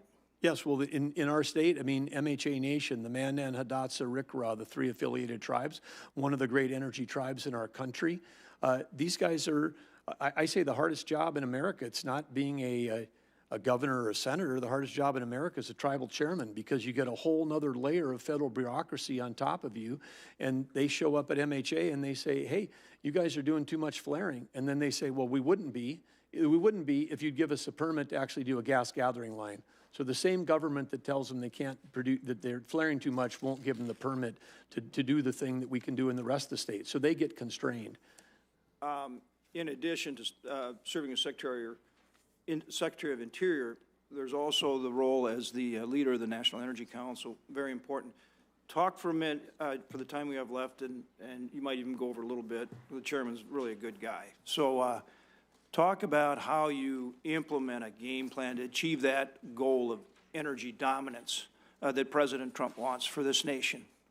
Well, again, I think I don't want to get caught in making forward-looking statements because the council will be formed by an EO, but I think that the intention, as you can read in President Trump's public statements, are he's very simple. He wants to cut red tape. He wants to have more affordable energy for us. He wants to sell energy to our friends and allies so they don't have to buy it from our adversaries. That's how we reduce tensions in the world. And then we've got to make sure that we're doing it in a smart way because he talks all the time about clean air, clean water. So he's basically talking about the approach that we're talking about here at this committee. This committee will be deeply involved in helping set those policies, but it's an all of above, go get it done, and stop getting in the way of ourselves. And particularly with this AI, the AI battle, people don't understand that what's coming right now with AI revolution is going to happen during President Trump's term, where when we have generalized intelligence that we can manufacture, it's going to affect our ability to compete with every other power. And China they permitted more than 2 coal plants a week in the first half of 2023.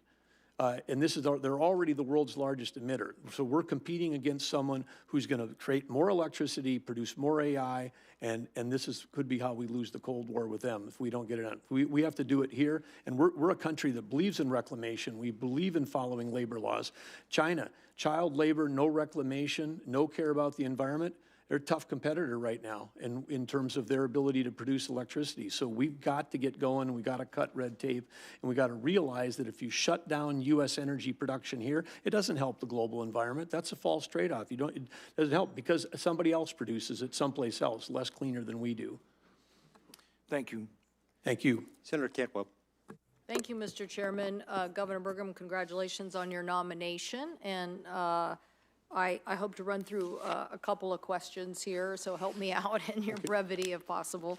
I know the ranking member anyway, and maybe even the chairman brought up our beautiful outdoor economy, which we've heard from your senator that apparently you're a big outdoorsman yourself.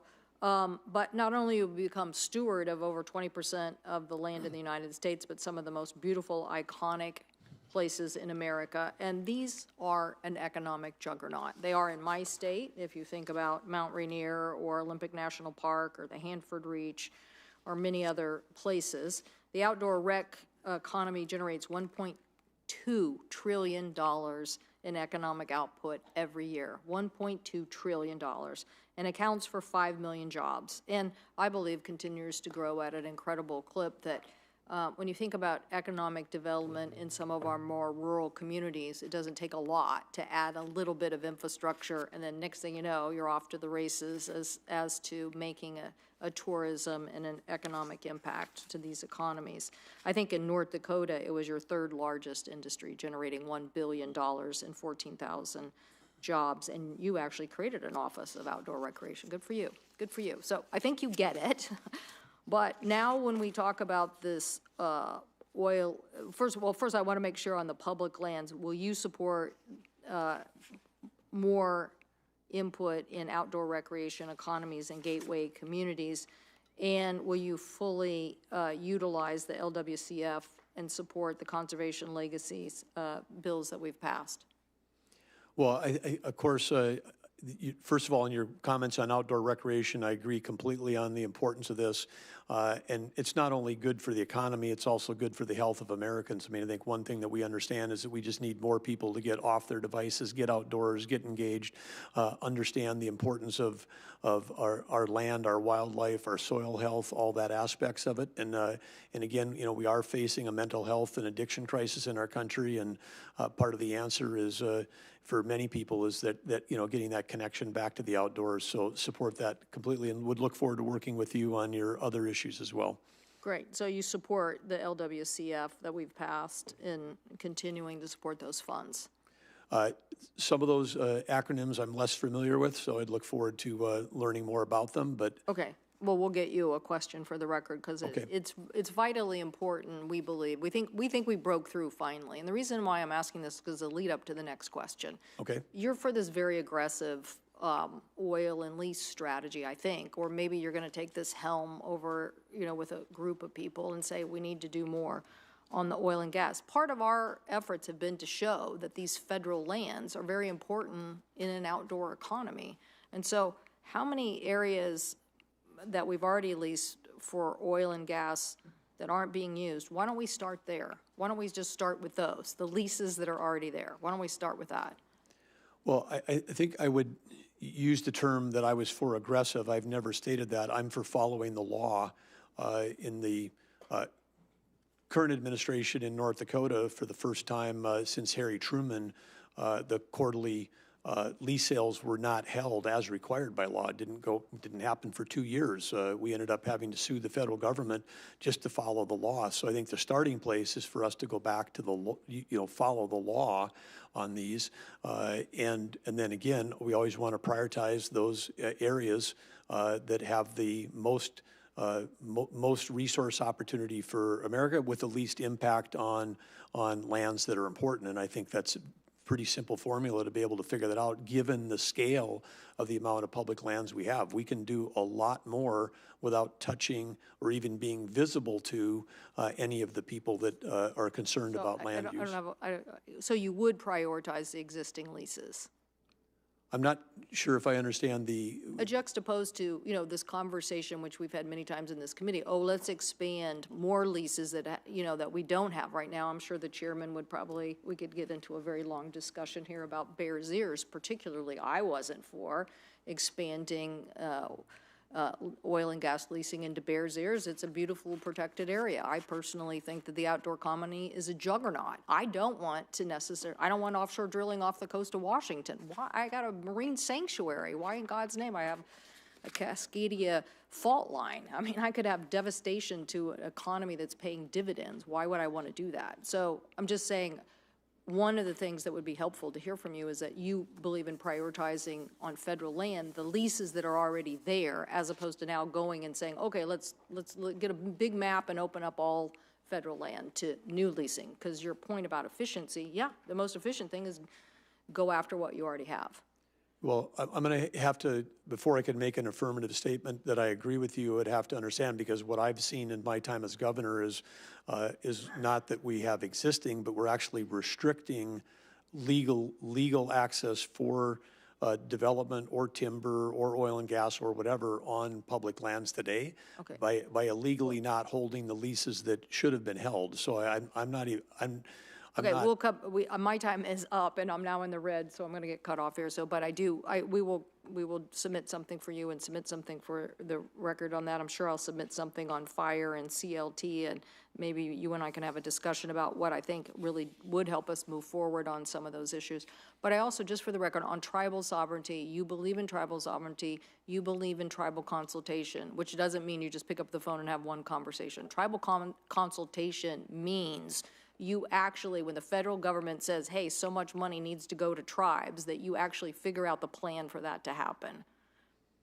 Well, tribal consultation to me as governor of North Dakota has meant actually spending time and going to the tribes, listening, sometimes listening for hours to really understand what the issues are, and then in getting to people ahead of time, and then working on things that are important. We achieved MOUs on law enforcement. I mean, some of the scarcest and most devastating law enforcement in this country right now is the lack of BIA agents on federal land. I mean, some of the tribal reservations have become harbors for criminal organizations because they know that we don't have enough resource there, and then our local county sheriffs, the state police, in many cases didn't have jurisdiction. That's just one. Healthcare is another. I mean, yep, thank you. I'm sorry, the chairman's going to cut me off. But thank you so much for that answer. I appreciate it. That is the kind of stewardship we need with our partnership between us and Indian country. Thank you. Thank you. We're going to go to Senator Murkowski now. I do want to interject here. There is no significant oil in the Bears Ears. There is no plan to drill for oil in the Bears Ears. I'm not aware of any significant oil reserves. Look, there are cattle that graze in that area. There are recreation purposes. There are some other things that go on there. I don't know who came up with this idea that somebody's getting ready to drill in the Bears Ears National Monument. It's paranoid fantasy. That's not a thing. The dispute here is about the process by which it was designated. Unilateral presidential action taken without consultation, and to the extent there was any input, it was negative input by the local affected people in a way that affects their access to recreation, their ability to continue to graze their cattle as they have, and other reasons. So let's just keep those facts straight. Senator Murkowski. Happy news to hear that you don't want to drill there. Well, yeah, I mean, there's no oil there, so. Senator Murkowski. Well, we got oil. We got oil. And Yes, Governor, you do. It's good to see you, and it's good to have these robust conversations. As you and I discussed, part of our challenge in Alaska is not lack of resource, whether it is oil or gas, coal, whether it's our renewables with everything from, yes, wind, the geothermal, even solar, yes, tidal power. We've got it all. But our big challenge, as you know, is access. And it's been noted that there's several states that the Department of Interior has probably a disproportionate impact. It doesn't do my heart any good to oftentimes refer to the Secretary of Interior as Alaska's landlord. But we pretty much have to go to Interior to ask for permission to do anything. And this is regardless of what our statehood compact says, regardless of what ANILCA, ANCSA, the lands that are the laws that have direct impact to us. So it's good to be able to have a conversation with you as the nominee for the Department of Interior, and knowing that you have the scope of knowledge and experience that you bring to these issues. I love the fact that you're talking about America's balance sheet, including assets that we have, such as lands and minerals. Part of the challenge that we have in Alaska is that oftentimes when we talk about our nation's inventory of assets, we're not on the map. We're not included in the surveys. And we're told, well, it's going to be hard to assess that. Well, yes, but look at it from the business perspective. Just because it's hard to assess your assets, you think you're going to keep them off of that ledger, off that balance sheet? So as we're talking about these, recognize that we not only have what we know we have, we probably have 3 and 4 and 5 and 10 times more. We just need to be able to do that assessment. So looking forward to that kind of engagement with you. We have a lot of work to do with the Department of Interior. You and I have had a chance to go over many of these issues. But again, so much of it is about access. And the first question that I'm going to ask, or the first commitment that I'm going to ask of you, is one that I can guarantee that nobody around this panel has mentioned, and this has to do with polar bears. The Biden administration has done a lot of things that most Alaskans don't appreciate, and last week we added another thing to the list. We learned Interior is not going to finish its revised incidental take regulations, these ITRs for North Slope activities. And it's going to leave this very routine renewal of current letters of authorization as unfinished business. Well, when you leave those authorizations as unfinished business, it means that the business of what is going on in the North Slope is put on pause, put on hold. So I need your commitment that you'll work with Alaskans, particularly the Inupiat people up there, the North Slope Borough up there, on basically all things polar bear. Well, be happy to do that. And as you know better than anyone, Senator, I think close to half of the land and subsurface and offshore that Interior controls is in Alaska. Yep. So you can't Interior, you may view as a landlord, but I would view Alaska as one of the biggest assets this country has and one of the biggest responsibilities of Interior, and look forward to working with you. That's exactly what I was hoping you would say, recognizing really the significance there. And I don't want the Department of Interior to be a landlord. I want you to be a partner. I want you to be a partner with us as we determine how we achieve the balance that we talk about in this committee, because we are just as proud of our outdoor activities. You have had an opportunity firsthand. I love your story about the time that you spent in Alaska. We, of course, welcome you back anytime, all the time. But we've been able to access our resources, whether it's timber or whether it's oil, and still provide for a place that most would say, this is where I want to go before I die type of a location. So I think we're doing something right there. I need to alert you as well as my colleagues. When we talk about abundance, we have it in Alaska. But when you can't access it, we're now in a situation in my state where in the south central portion, where we're pretty much 75, 80% of the people actually are living in this region, where the energy, the natural gas that we have been relying on out of Cook Inlet is dwindling in its supply.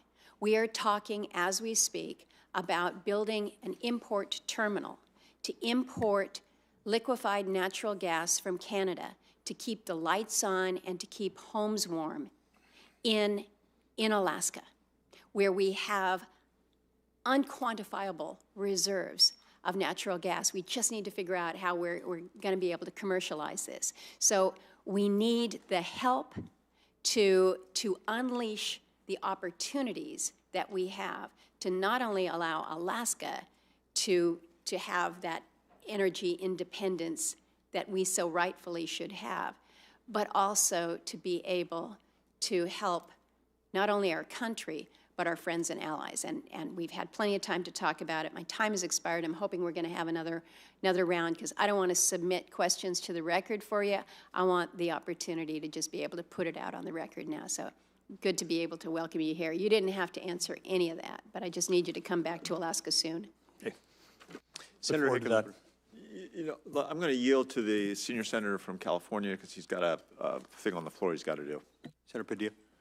Thank you, Mr. Chair. Governor, good to see you again. Appreciate the time in my office a few weeks back, and greetings to your wife, Catherine. We can't do the jobs that we do without the support and love of our spouses.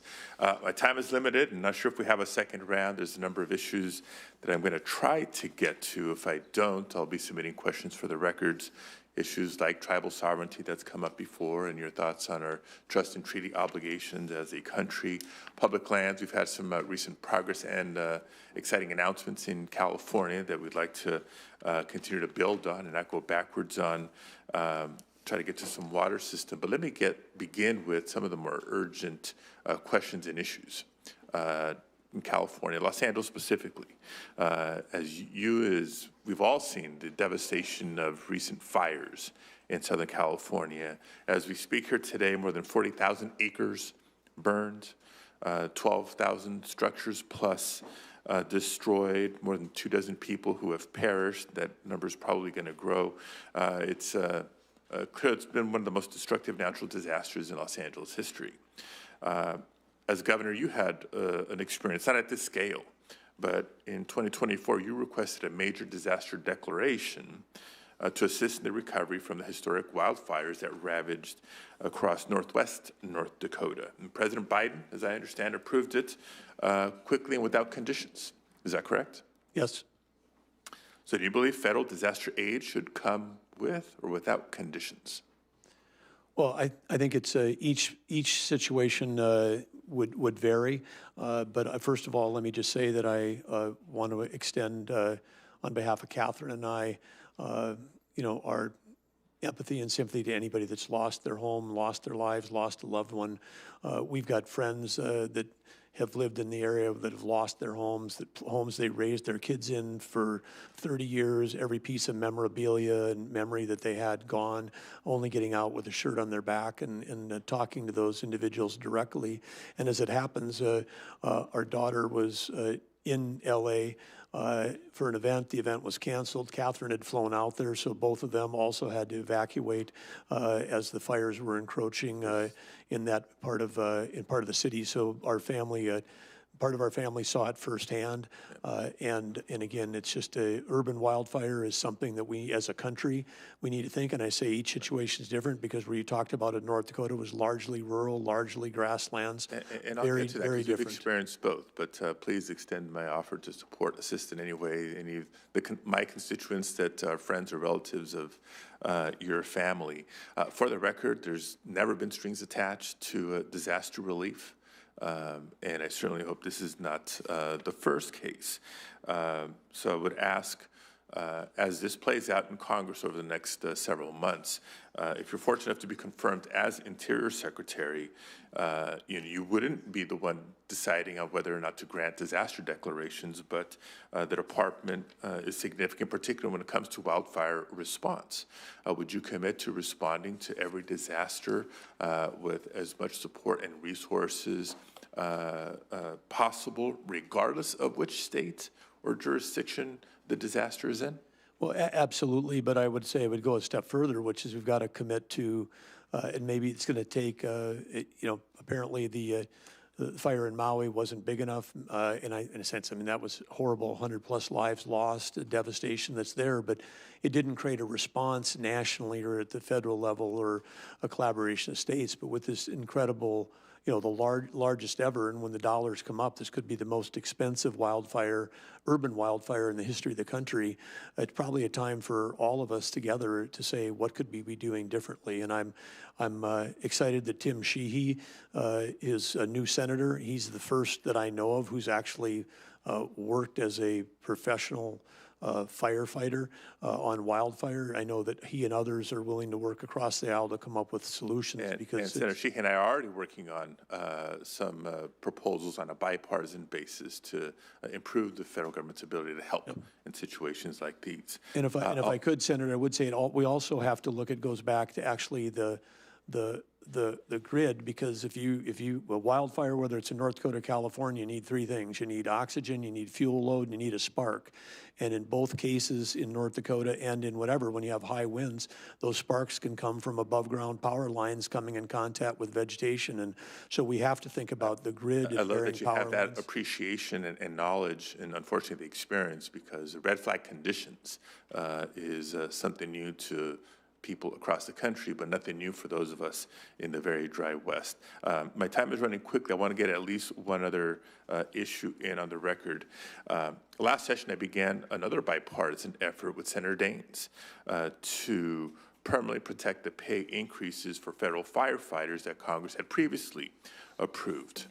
Side note, there's currently about 1,000 brave federal firefighters that are part of the tremendous response. It's not just locals, it's not just state firefighters, but through mutual aid, a number of jurisdictions there, including federal firefighters. If confirmed, are you committed to supporting wildland firefighters? Because the recruitment and retention challenges, a number of reasons, but compensation has certainly been one of them.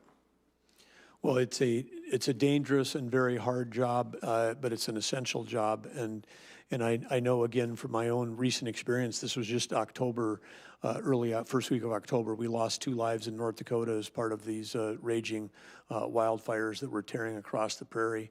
I had a chance immediately after that to meet with local volunteers and local firefighter units and our small state fire team, our National Guard that was out, and including just a lot of citizens that jumped in, as they did in California, to try to save their own homes. I think we all have got a greater appreciation for that role. I think we need to have a better, more sophisticated response than we have right now, because again, this is a thing we need to recognize, that there's rural firefighting, and then there's urban. And I think the LA example shows us that there's things that we have to do differently going forward. Thank you. And just in closing, a number of issues that will follow up with questions for the record, unless we do get a second round. But a note, not a question, and a nod to Senator Hickenlooper, who allowed me to jump the line here. We're going to need your engagement on Colorado River. Some important negotiations that need to stay consensus-driven in the years ahead, and a recognition, again, tapping your experience as governor, that we need federal and state agencies working collaboratively to tackle resource issues, especially water. In California, we have both the Central Valley Project, which is a federal system, the State Water Project, which is a state system, that are truly interconnected. And so I introduce that to you and look forward to working with you on the water management challenges that we'll have to address together going forward, particularly given the federal biological opinions that have been carefully crafted and need to be maintained. Thank you for your time. Senator Cassidy. Hey, this is Governor Burgum. Thanks for doing the job, man. We appreciate it. We both come from oil and gas producing states. One of my top priorities has been to use federal state revenue sharing on oil and gas lands to help rebuild Louisiana's coastline. During the time of this hearing, we will have lost several football fields worth of Louisiana coastline, which of course makes us more vulnerable to a hurricane hitting our coast. And last Congress, I'm pleased to say that the RISE Act, which did that, passed by voice vote out of this committee. So I'm hoping we do that again. Can you briefly speak to the importance of revenue sharing to North Dakota, knowing that on federal lands in North Dakota, there's revenue that comes back to help mitigate whatever negative impact that drilling may have? Well, yes, absolutely. And the federal revenue goes two ways. I mean, at least we've got it coming back, a portion of it back to the state, but then a portion of it goes back to the federal Treasury. And the federal Treasury, as we know, we've talked earlier about the debt that we have.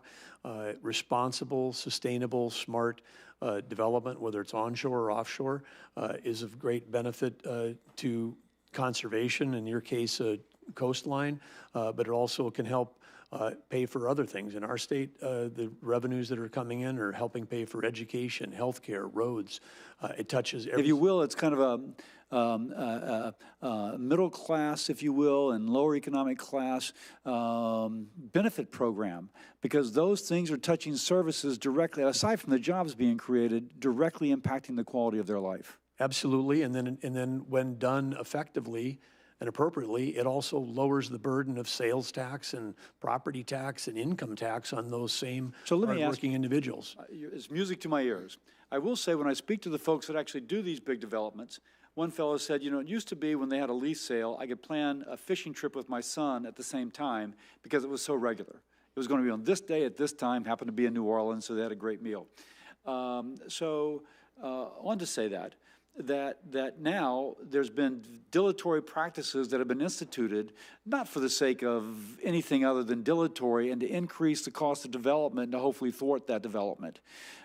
Can I get a commitment from you, as much as you can possibly do it, that when we have lease sales now, they will be as they are scheduled to have lease sales, and so the people making these decisions will have certainty as to them?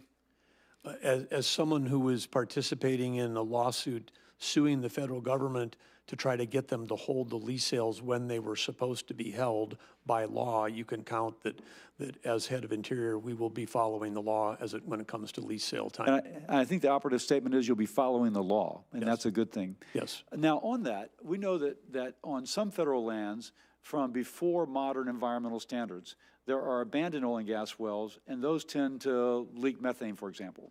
I'm very interested in working on a bipartisan basis, bicameral basis, of how we can actually have a federal program which sustainably is paying to cap these abandoned oil and gas wells. And Louisiana has about 1,500 of them.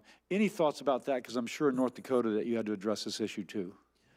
Well, in North Dakota, we took part of the revenues that were coming into the state from the oil and gas tax revenues, and we created a abandoned well reclamation fund, and that's been replenished, and then that goes back in to do that. But we've also made sure that the private sector is doing their share. Now, let me ask, because one thing I hear from the private sector is the issue of liability protection. Will they be sued the bejesus out of if something goes bad about this remediation of the abandoned oil and gas well? And I ask this, I don't know the answer to it. We're trying to explore that. There is the abandoned mine provisions that we're looking at. How did y'all manage that in North Dakota?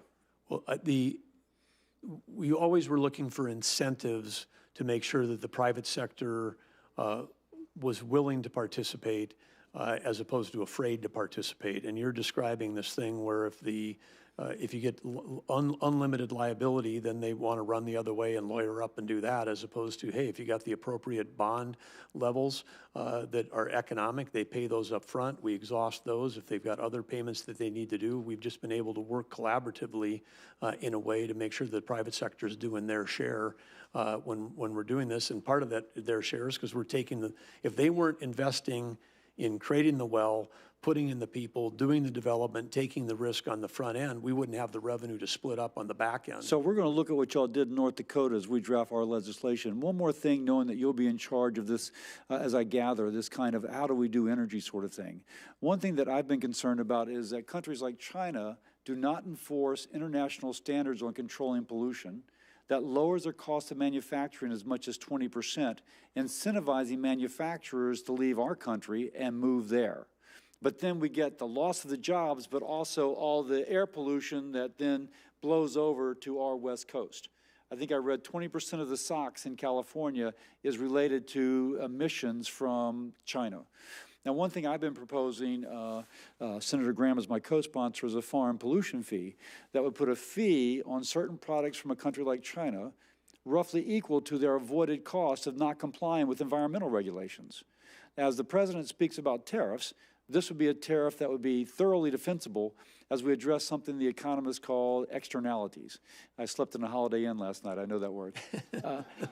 So I go through that knowing that you and your position will be making sure that our industry is competitive in terms of controlling our emissions in accordance with the law, which then gives us that advantage relative to those competitors arbitraging those rules. Any quick comment on that? Because the chair is being generous and allowing me out a little extra time. Well, I think you're spot on to recognize President Trump, who has a willingness to use tariffs. His principle is reciprocity. If you have access to our markets, and we don't have access to yours, or if you're using unfair practices, if you're dumping in here, in this case, if they're not doing reclamation, they're using child labor, they're doing all the things that lower their cost, that's exactly the kind of place that he has publicly spoken about, that he would want to have reciprocity with tariffs. Thank you very much. Senator Hickenlooper. Thank you, Mr. Chair. Thank you, Governor, for being here. Appreciate this. It's always good to have other governors in the room, or former governors, I guess. At this point, I've got 3 questions, so I'm going to be pretty quick in the questions, and I try to be unfailingly polite, but if I override you, it's just because I want to get to all 3 questions. Obviously, I worked on methane regulations back when I was governor. We were the first state or province anywhere in the world to actually regulate methane, but we did it by working with the industry. They came and helped create the regulations that they were going to guide them. Senator Cassidy was just talking about abandoned wells. It's all part of that same problem. As Secretary of the Interior, how do you think you can use your authority to advance rules that boost innovation in the energy sector to, let's reduce methane is one thing, but I'll broaden the question, say, and getting to better, cleaner energy that's at the same time reliable and at a low cost? Well, I should say, Mayor, Governor, Senator, I love this question because the focus on innovation, we've seen in North Dakota, again, the federal regulation comes in, it's proposed, it goes through the rule changing, it takes years to finally get it finalized, then it gets finalized, and then all of a sudden you got a federal employee in a white pickup with a clipboard, driving around that the taxpayers are paying for, trying to find out if we've got an emission here, emission there. Meanwhile, if that's 6 to 8 years from the beginning of a problem to when the rule gets finalized and is actually enforced, we've gone through like 4 or 5 cycles of Moore's. Get to the innovation. 'Cause Yeah, again, we've gone I through got two 4 or more 5 questions. cycles of Moore's Law, and then someone's got a solution to say, we can do methane capture at the well, we can do it cheaply, we can do it this. They implement it, they can capture it, they can turn it into electricity, they can, do power generation for a data center on site and on a well site. I mean, the amount of innovation that is occurring right now in the energy industry is unbelievable. It's as exciting as anything in tech that's going on. And so that's why I say innovation over regulation. We can solve these problems cheaper, faster, and quicker than we can through expensive and outdated regulations. Yeah, but we've never needed more innovation in a short time than we need in energy right now. As the energies are, on the other side, there have been a lot of reports about tariffs on critical minerals, that possibly on everything. They're from all different, I mean, a lot of people are saying a lot of different things. So in terms of imposing tariffs without having a clear strategy on how we're going to secure the supply chains for these critical minerals essential to our defense, to our aerospace industry, go down the list, what's your plan to collaborate with our allies to make sure that we can ensure a reliable supply chain on these critical minerals? Well, I think the key there is allies, because we need to be, we have to have a security network of people that are truly our allies, and we have to be able to buy and sell from each other around these critical minerals. But right now, we've been, over the last 20 years, I mean, we were, as a nation, one of the great mining economies in the world 20 years ago. It's become a dirty word. You can hardly find a kid in college that wants to go into geology or geologic or mining. You're hurting me. Well, you were there. I am a geologist. Yes, you are. Or I was. But you understand in your profession how that has shifted in your lifetime, and we've got to bring it back, because this is critical to our nation's future. And again, when we can do it here with innovation, better, cleaner, and safer than the world, we're actually helping the world environment when we do it in the United States. We can set those standards, and I agree completely that we are the ones who are going to create a better way to extract minerals with less pollution and less risk. Last question. Obviously, public land is a key part of Colorado, just like they are of North Dakota. I commend you. I think what you did as a governor, you took a lot of what we did and did it better. It's very frustrating, but we governors like to give credit where credit is due. We have certain places in Colorado, and we discussed this when you were in my office last week, and I appreciate you taking the time with all that you've got going on to come and spend an hour with us. We have some places where local governments, the local community, the ranchers have kind of joined arms side by side to protect lands. We have one piece of land there that's called the Thompson Divide. And it's been somewhat controversial. There's one mining or oil company that felt that there was potential there. I took a pretty deep look at the seismic and couldn't see much source there, much potential, but it's been controversial. I wanted to make sure, A, to extend the invitation that you come to Colorado, which I'm sure everyone up here is, even if they haven't said it, they look forward to it, but to come and walk that landscape with some of the local ranchers and farmers there, so you can get a sense that this isn't a partisan issue. This is a piece of land that pretty much everyone in the community has decided needs to be protected. Well, I appreciate the invitation. I would look forward to it, Senator. Great, thank you. Yield the floor. Senator Risch. Governor, welcome. Can't tell you how glad I am to see another governor for this position. And particularly coming from west of the Mississippi. You know, if you look at this committee, it's kind of the former governor's club. There's a lot of us on here, and we have meetings from time to time. Hovind takes up most of the time trying to convince us there's a Z in bison, and we can't find it. So, in any event, thank you for doing this, and because of the fact that most of our western states are have so much federal land, it's really important we have somebody that understands those issues. So thank you for that, and thank you for the job.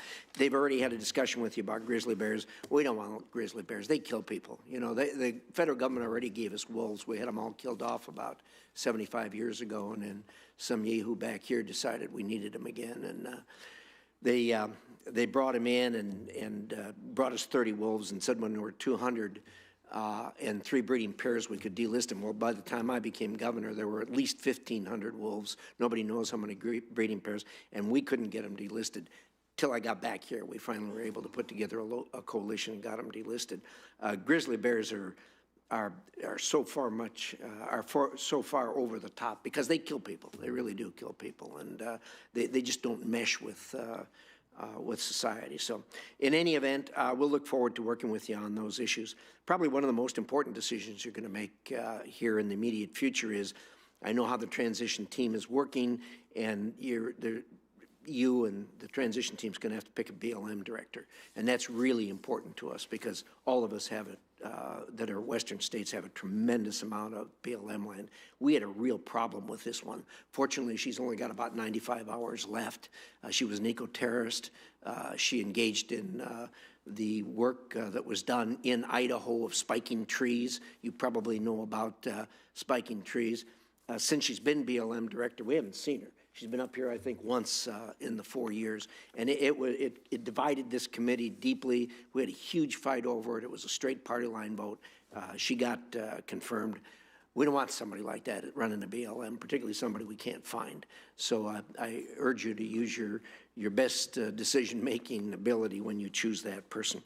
On another important issue, the issue for us in Idaho right now is the Lava Ridge windmill project. And my good friend Senator King and I have different views on windmills, and bless you for taking the windmills. You can have them all. We don't want them in Idaho. We hate windmills in Idaho. They are a tremendous blight on our viewscape. We really don't like them. And the new Green Deal that this administration has put together is trying to saddle us with 100,000 acres. 100,000 acres with 241 windmills on them that are a little higher than the Space Needle. And the good news is, I appreciate you meeting with me and listening to how wrong this project is on so many different levels. The good news is, and you don't know this yet, I don't think, but that project's only got about 95 hours left to be on the table. That's going to go by the by. And believe me, in Idaho, this is a 99 to 1% issue, and we're going to be so glad to see it gone. And it will be gone, and you're not going to have to worry about it anymore after that. Let me just close with this. I'm so glad to hear that the president is going to put you in a position he is on energy. That's incredible. We need it. We all know his vision for making America independent and actually being an exporter and tapping our wealth. One word we haven't used here in that regard is nuclear. Idaho was the birthplace of nuclear energy in the universe. We've still got the first light bulbs we lit in 1951 by generating nuclear energy. We've built about 52 reactors out there at the site. I don't know if you've been to the Idaho National Lab or not, but if you're going to be in the energy business, you really need to. There's a tremendous resurgence of interest in nuclear. You know, the thing kind of went by the way after we had the unfortunate 3 Mile Island incident, but the renaissance in nuclear, not just in America, but around the world, is staggering. Coming off the drawing boards at INL and in the very near future are SMR, small modular reactors. It's going to be followed by the microreactors. That is going to change the world as far as energy is concerned. And I'm glad to hear you talk about baseload, because when you're talking about nuclear, you're talking about baseload. And I suspect the world, as we go through this century, is going to rely heavily on nuclear. There's tremendous, as in my other hat I wear as chairman of the Foreign Relations Committee, I deal with countries, particularly the Eastern European countries. They're entering contracts, and it is a national security issue because we compete with China, with Russia, and to a degree France when these new projects are coming on board. So thank you for what you're doing. God bless you. We welcome you. Senator Gallego. Thank you. Governor, thanks again for joining me, and thank you for sitting down in my office, and appreciate our time together. We was kind of hit upon this, but one of the biggest interior-related issues is going to be the Colorado River. Arizona is at the heart of our national defense when it comes to ship making, agriculture, and food security, and of course home to the 5th largest and best city in the country. In addition, 22 of the 30 Colorado River Basin tribes are in Arizona.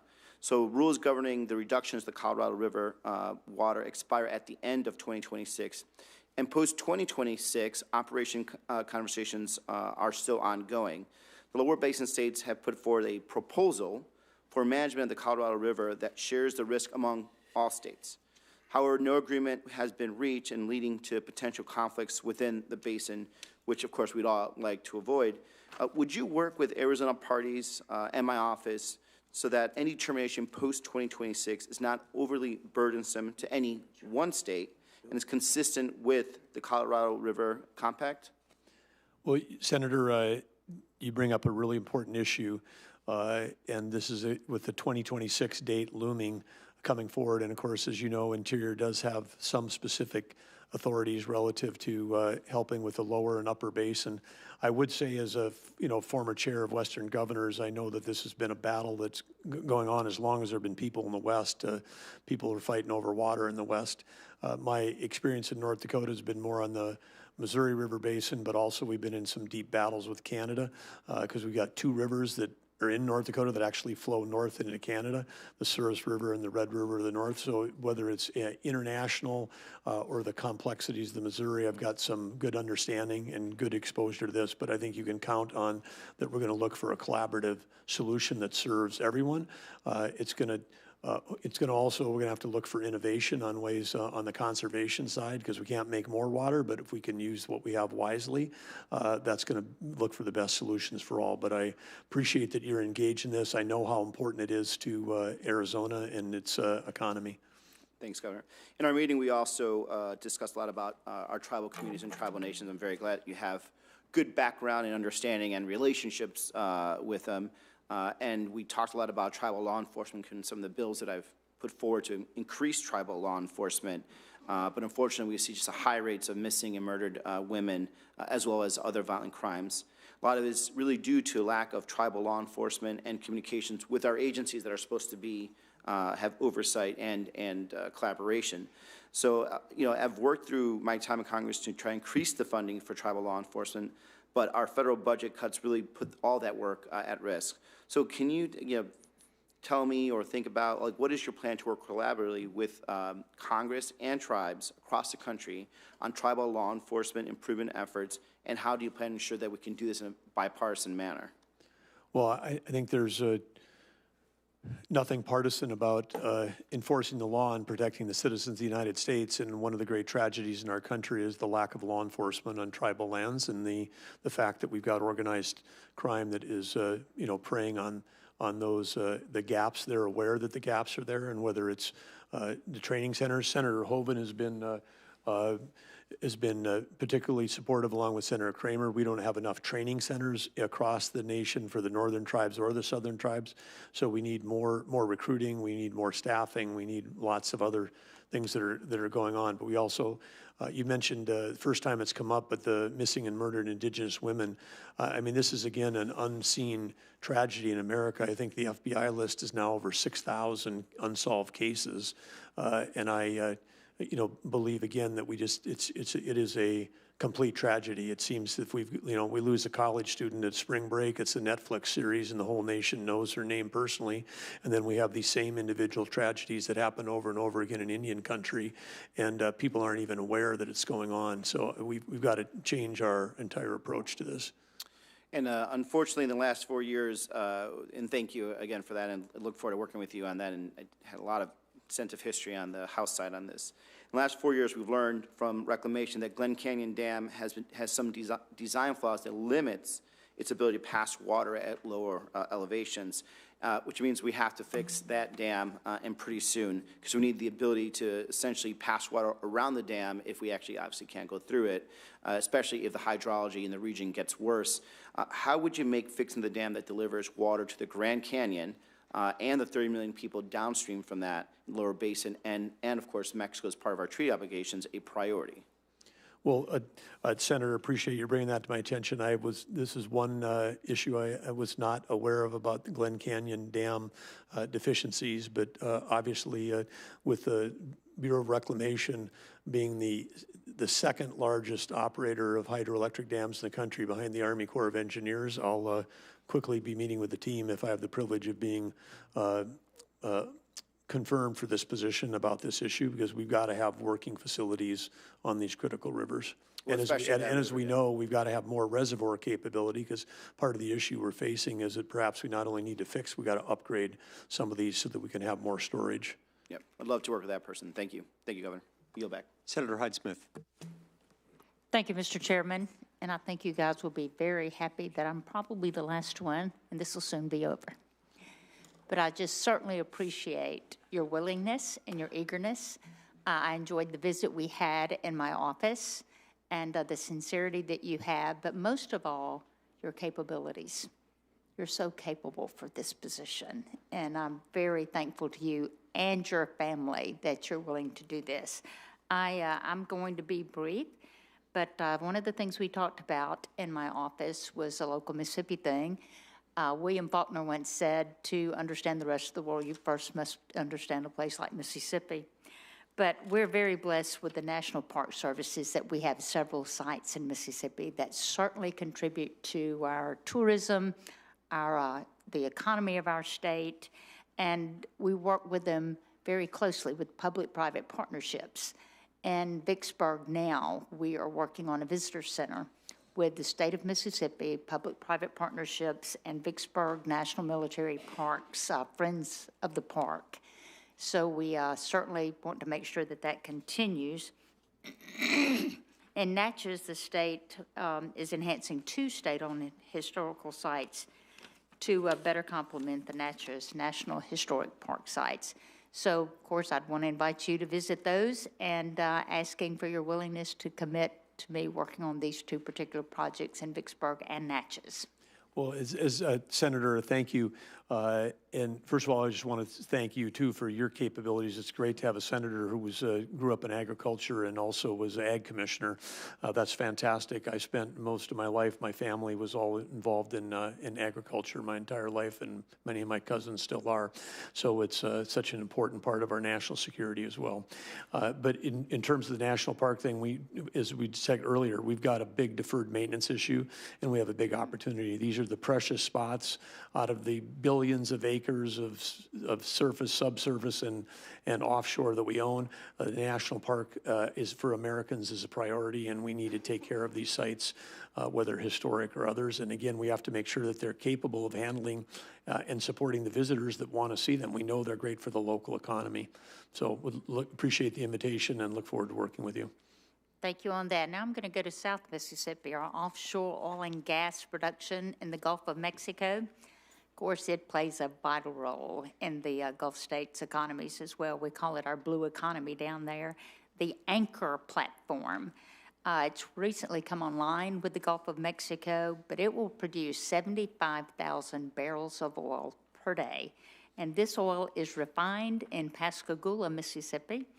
And obviously the jobs that it provides there and the benefits that we have. But it is important that the department maintain a steady leasing schedule to ensure companies can continue the opportunities there for exploration, for new production to support the affordable, reliable energy. So the current National Outer Continental Shelf Oil and Gas Leasing Plan, or the 5-year plan, includes only 3 possible lease sales. The historic low. Do you believe the current 5-year plan is adequate to continue to meet the energy needs of the nation? And if not, will it be a priority for Interior to develop or finalize a new 5-year plan? Well, Senator, I think that you know the long lead times it takes for the private sector to make the significant investments to do safe, secure, and smart, sophisticated offshore development.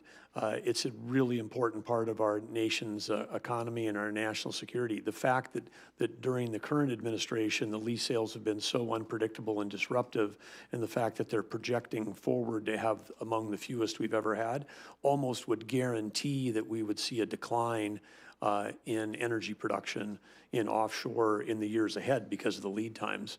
And knowing that we're in a national security battle, and the way that we win, the way that we ensure America's future is that we've got energy dominance. This is opposed to the president's direction. I mean, the president would be saying we've got to be doing more smart development, not less. And as I stated earlier with one of the questions in North Dakota, we literally were suing the federal government because they were not holding the lawfully required lease sales. So getting lease sales to be regular, predictable, and at a level that allows us to maintain energy production in our country is a minimum standard for us. Thank you for those answers, and I cannot tell you how glad we are to have you. Thank you. Thank you, Senator. Senator Wyden. Thank you very much, Mr. Chairman, and let me say I very much look forward to working with you and Senator Heinrich. We've always worked on these issues in a bipartisan way, and I look forward to doing it again. Mr. Burgum, I think you know from our visit in the office how strongly I feel about these clean energy tax credits. I wrote this package, $400 billion or so, the biggest investment in fighting climate change in American history. It uses carrots, not sticks. The more you reduce carbon, the bigger your tax savings. It's private sector driven. And in what I consider to be a huge breakthrough, we reward technological neutrality. The reason that's so important, as you and I talked about, is nobody knows what the big carbon reducers are going to be 30 years from now. And so the reason I insisted on that provision is it creates what I call an innovation lane. It's an opportunity to send a message to people about every possible type of energy use, that you're going to have a chance, if you innovate, to be part of a very bright future. Now, I heard something, and I'm just counting on you to deny it, that maybe you weren't as interested in this as I thought you were in the office. So you seem kind of skeptical in some of the earlier discussion, and I just hope, because you're going to be very influential in the whole administration on energy, that we can work together on this. I believe we'll work together on a variety of other issues as well. Your thoughts? Well, Senator, I really enjoyed our discussion and the time and the extra time we spent together. And I, as I said then, would restate now that I think your principles are really sound about being, technology neutral, about having carrots versus sticks, and also about having, private sector versus just all government. I ought to quit while I'm ahead. Yeah, well, that was all good. I mean, it's all good stuff. I think if I don't know specifically other comments you may have heard, but I believe that these things may have been so successful as it relates to the electrical grid that we've got now a significant imbalance in the amount of projects that are intermittent and not persistent, and we need to make sure for our country to be successful in the near term that we've got to get back to making sure that we've got the appropriate amount of base load to manage both of those things. Because if the sun's not shining, the wind's not blowing, and we don't have base load, then we got brownouts and blackouts. We got higher electric prices for every American. So it's the balance of trying to achieve that. And then the other point that I may have said today, which I would stand by, is that it's great that people thought, hey, let's put massive incentives around EVs, around electric vehicles, against fueled cars that have liquid fuels.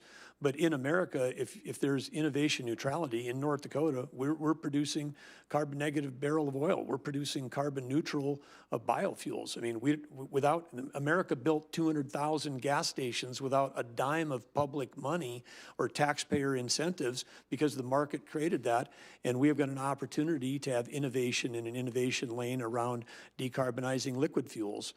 So we just have to make sure we have the balance, because we need it all. We need it all to win the competition we're going to win. Well, first of all, on the electric front, I'm very much of your view there. I mean, we have had big challenges in our part of the world.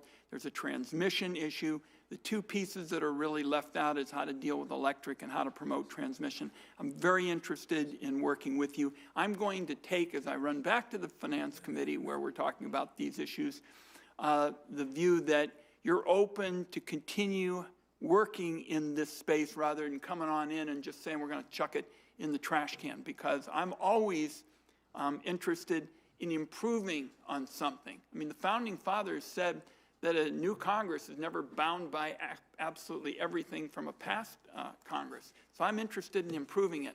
But I'm going to take out of our discussion that you're open to working with me and others in a bipartisan way. At one point, this was a purely bipartisan kind of effort. We can talk about what happened, because I thought it was a question of who is going to get the credit. But I'm going to take out of here that you'll work with me. Yeah, you can count on that I will, and you can also count on that I'm going to be anchored in two things. One is national security, so we shouldn't have incentives that enslave us to getting all of our critical minerals from a major power competitor like China. And then the other thing is you can count on is that I'm going to be focused on the economy and affordability, because if we can do something for $60 a ton versus $900 a ton, I'm going to choose the $60 a ton of avoided CO2. My time is out, but I'm going to say the idea of linking a lower carbon future with lower prices and the focus on national security is a kind of triangle with three sides that I can support, and I'd like to work with you on it. Thank you, Mr. Chairman. Thank you, Senator. Senator Barrasso. Thanks so much, Mr. Chairman. Governor, congratulations. Great to be with you again. Thanks for our time together. As you know, the federal government controls hundreds of millions of acres of land in the West. You'd like to look at this committee in our home states. And the well-being, certainly in my home state of Wyoming, depends on strong leadership at the Department of Interior. The department must work with states and local communities to manage our resources in a way that works for the people that actually live on the land.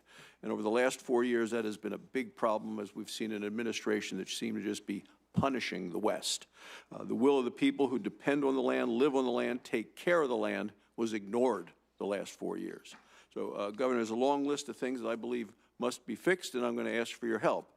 Number one, Rock Springs, Wyoming, the RMP, that stands for the Resource Management Plan, as you and I know, and those who are watching will know about now. The Bureau of Land Management finalized that just last month, December 2024.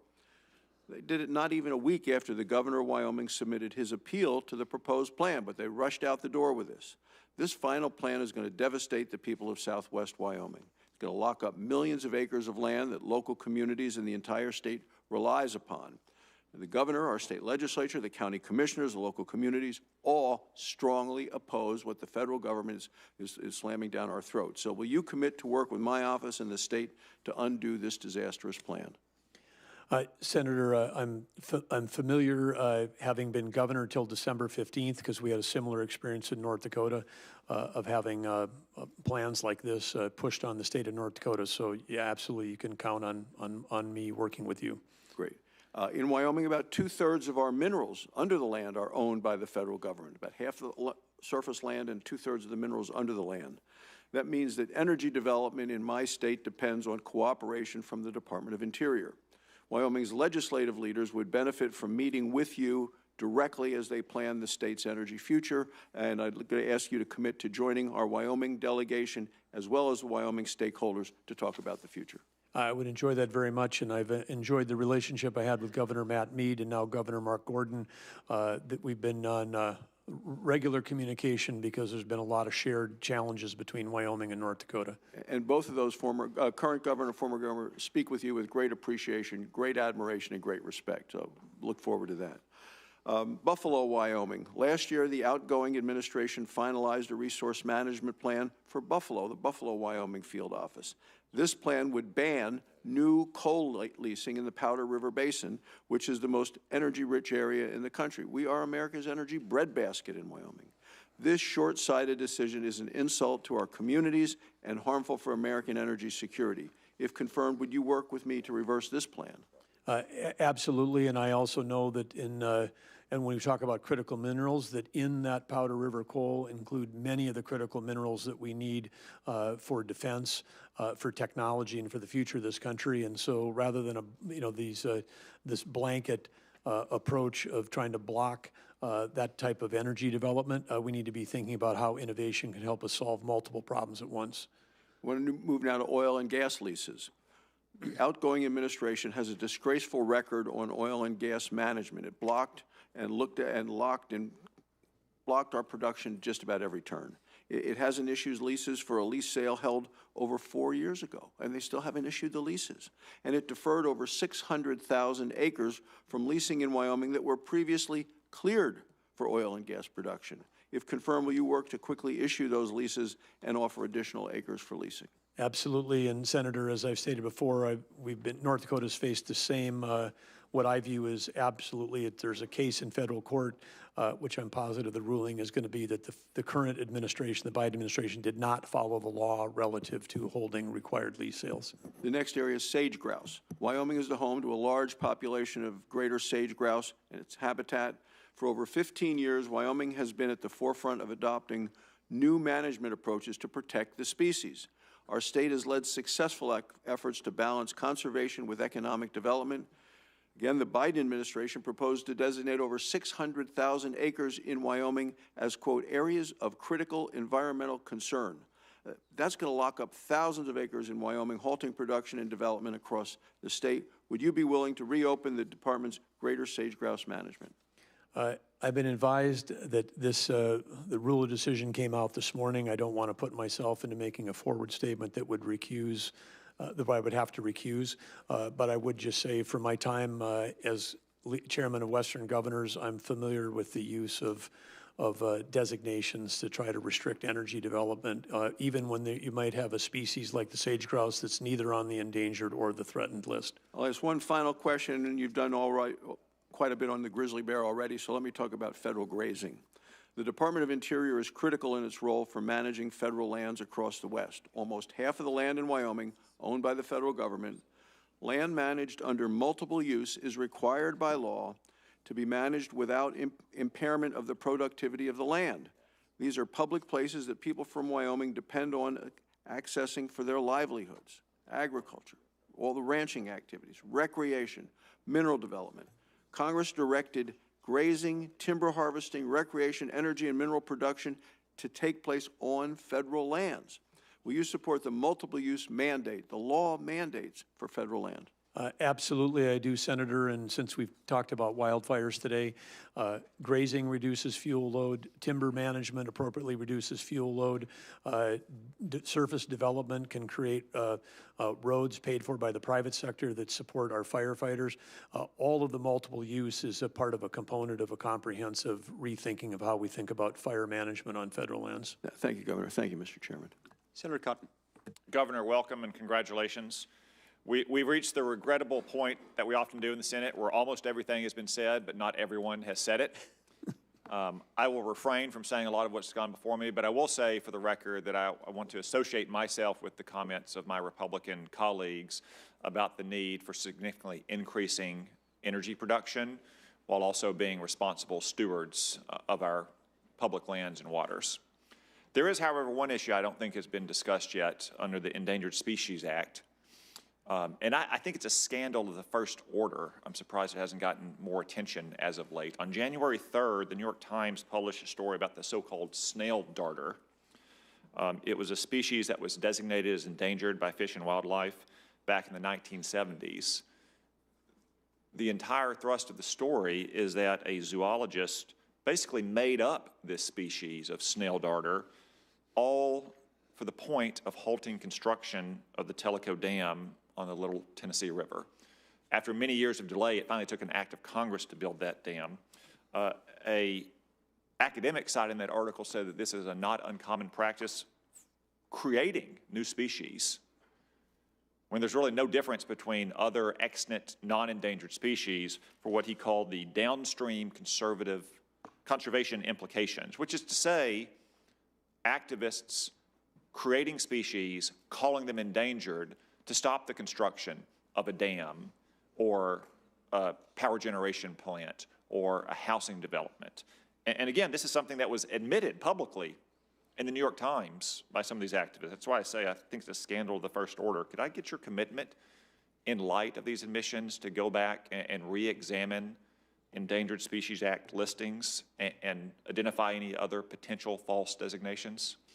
Senator Cotton, you raise a very important issue, which is the weaponization of federal rules, meant to actually protect wildlife, but to do it in a way where it's being used not to protect wildlife, but it's being used to stop legal activities like the multiple use scenario we were just talking about with Senator Barrasso.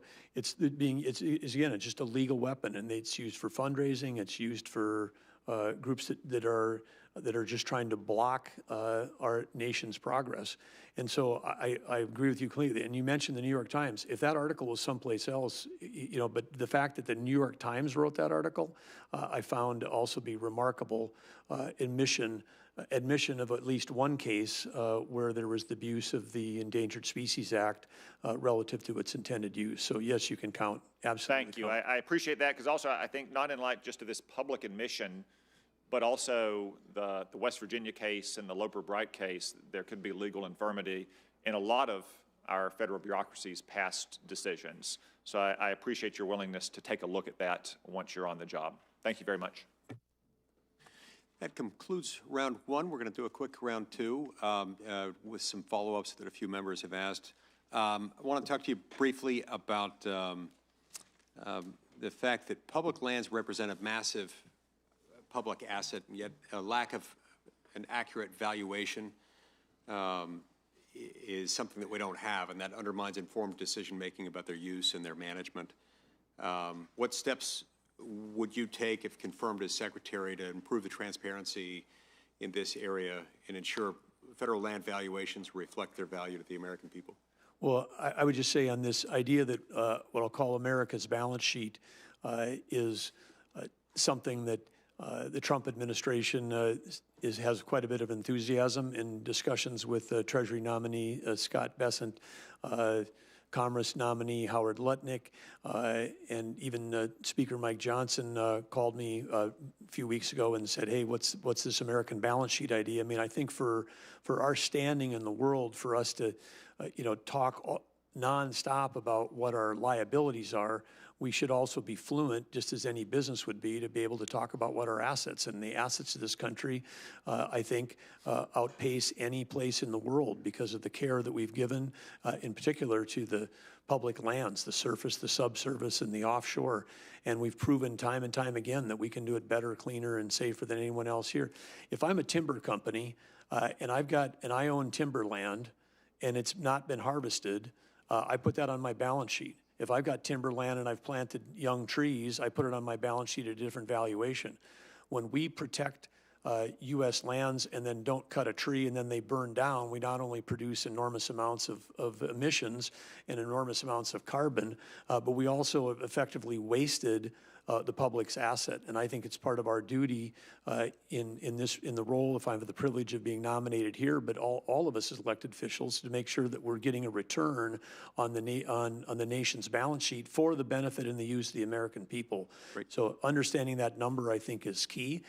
I would just say one last thing. People say, oh, it's going to be really hard. It's really hard to develop it. We did this in North Dakota. When I took office, they said, well, we have no way of knowing what our undeveloped minerals are, and we found a young software company that was able to figure out precisely what the future value of every one of the wells in North Dakota on public land would be worth.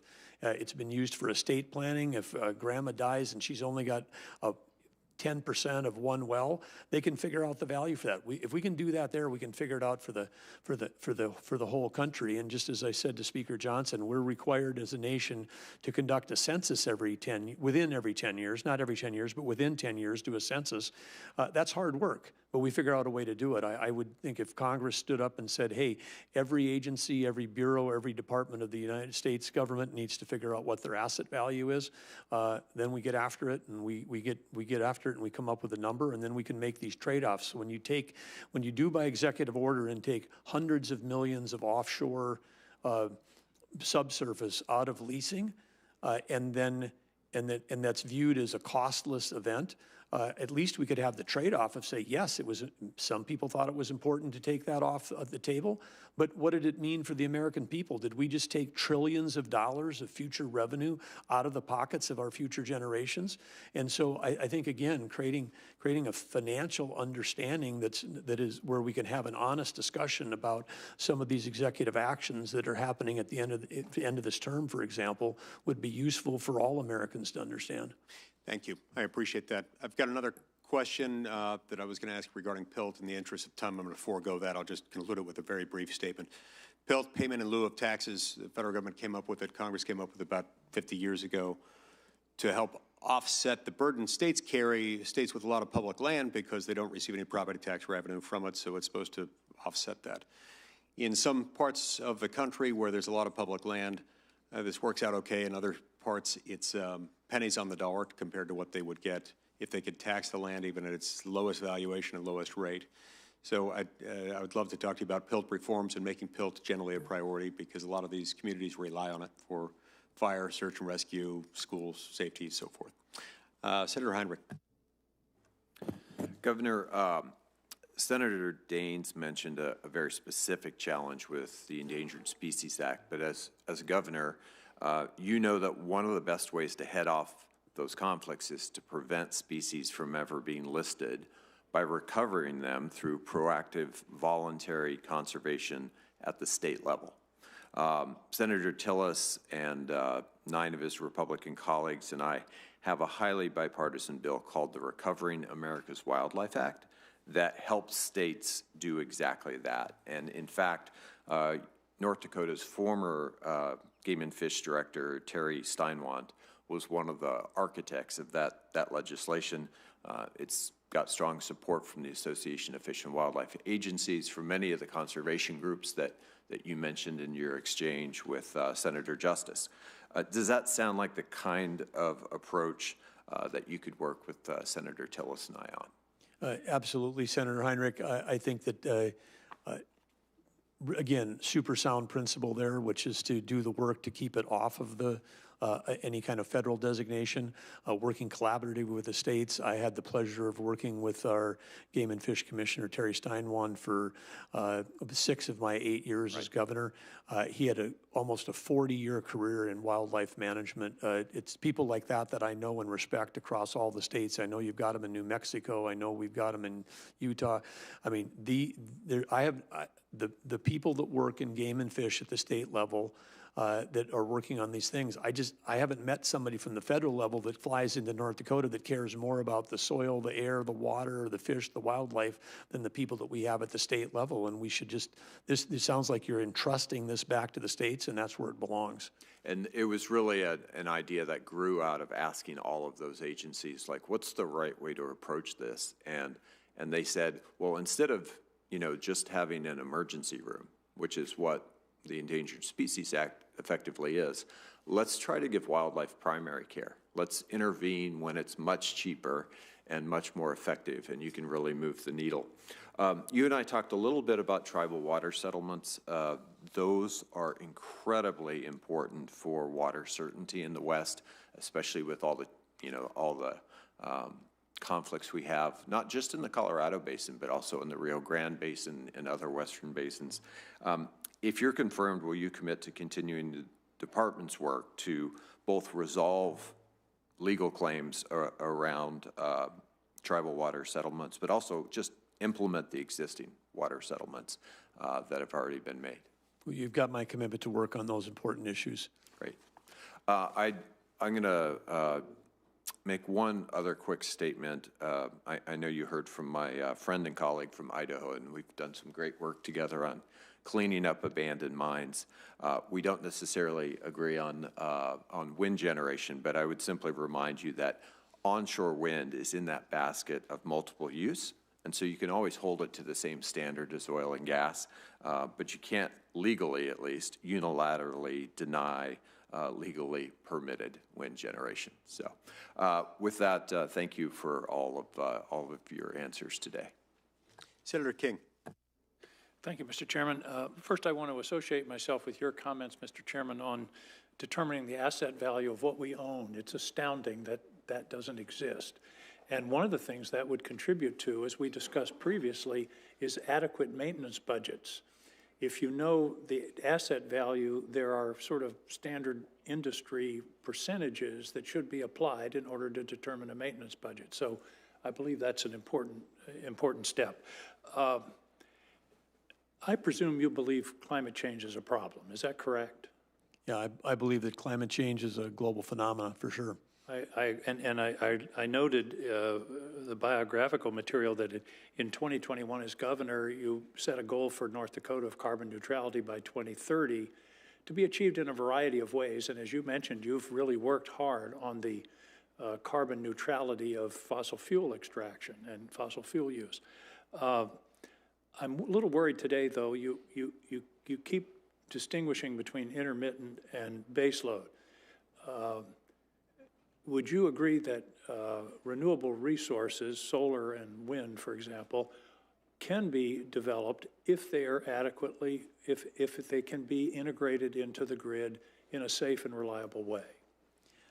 Yes, they can, and it's not for me personally for any political reasons that I distinguish. It's just because of physics, the physics of the grid. If we don't have enough base load, and it's the base load that we have that's allowed our nation to make the investments into the intermittent. I don't want the word, in a former life, I developed both base load and intermittent resources. I don't want the word base load to be code for no renewables. That's not what you're saying, is it? No, we need a balance, but they cannot, the intermittent, if you want to call them renewables is used as a positive word, but this is a fact of life, is they're intermittent. And when they're intermittent, until we have storage solutions, and we're years away from having significant enough cost-effective storage to support that, we need to have the base load, or the intermittent doesn't even have a life. But it can be integrated. In your case in North Dakota, 35% of your electricity comes from wind power. I presume your grid works. Well, it's super stressed as it is around the country. We're in parts of two grids. We're part of MISO going east, and we're part of SPP going west. And you can have days when the rated capacity is 30, but you got a day when the wind's blowing. The wind's blowing so hard it drives all the base load off of production. And then the next day it's 20 below and there's no wind blowing, and we got no wind, and then you got to like crank up the base load again. And so that's one of the most important reasons that we've talked about innovation. We need to work on storage. You would agree, I think, that renewables or intermittents, whatever you want to call them, plus storage equals baseload. Yes, but right now at a much higher cost. And so then, of course, we want to have not only have it be reliable, we also want to have it be affordable. And so that's part of what we have to look at as a nation: is what cost are we willing to take on to try to achieve those goals. And I believe in if it's all of the above, if we can decarbonize traditional fuels cheaper than we can subsidize some of the renewables, then that should be looked at fairly and equitably and economically, because that's a better path forward for every citizen if we can do it more affordably. I wouldn't disagree with that, but we've talked a lot about innovation, and I'm a great believer in American innovation. And the cost, for example, of solar panels has gone from, I don't know, $70 a kilowatt down to 70 cents. I mean, battery storage, for example, in Maine, there is a project underway for an 85 megawatt, 100-hour grid scale storage at a reasonable cost, because it's not based on lithium ion, or it's based on iron. And so if we're moving into a period where innovation, I believe, will bring storage down. And of course, as you know, wind and solar are the cheapest forms of energy today on a levelized basis, understanding that storage and backup is part of that calculation. But I hope that you'll work with the Department of Energy. Mr. Wright was here yesterday, and one of his business interests was in geothermal and batteries. So I just, when I hear base load used sometimes in these contexts, it sounds like no more renewables. I don't think that's a sustainable path for this country, and it's certainly not a way of meeting the challenge of climate change, which you've acknowledged is a serious one. No, we need all forms of electricity, and we need more of it in the very near term. And so this is not about one versus the other. This is about how do we drive forward and increase the amount of electricity we have in the country. So I'm a both. All of the above in terms of our approach on how we do it, but we got to do it in a way that's we have affordability and reliability. On the storage side, there is a future, but having been in tech for 30 years, batteries get better at about 2% a year. And that's what it's been for 30 or 40 years. And there's no breakthrough that's coming. Yes, it's improving, but it's not like the microchip, you know, which doubles in power. It may not be Moore's law, but I think the amount of resources that are going into this research at the Department of Energy and in other places, and the development of this iron-based grid scale storage, there are opportunities for significant base loads. I like your answer where you said we need it all. I appreciate having that on the record. Yep. Thank you very much, Governor. Appreciate you having Thank you, Senator. being with us. Senator Hickenlooper. I ran down the hall to get here. I didn't want to miss my chance for a second question, second round of questions. And again, thank you for your service as a governor all the way through your career.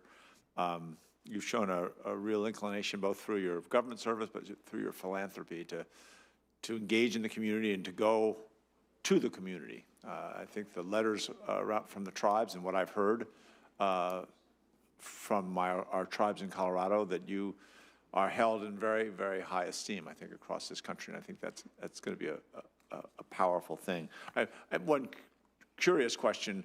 I think they're still doing it with the Western Governors Association. Do they still meet with the Secretary of the Interior in December, or did they stop doing that?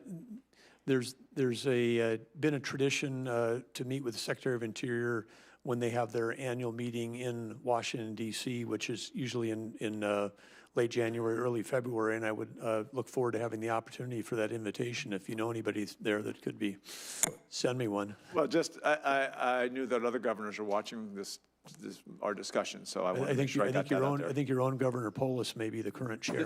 This governor thing's getting kind of thick, isn't it?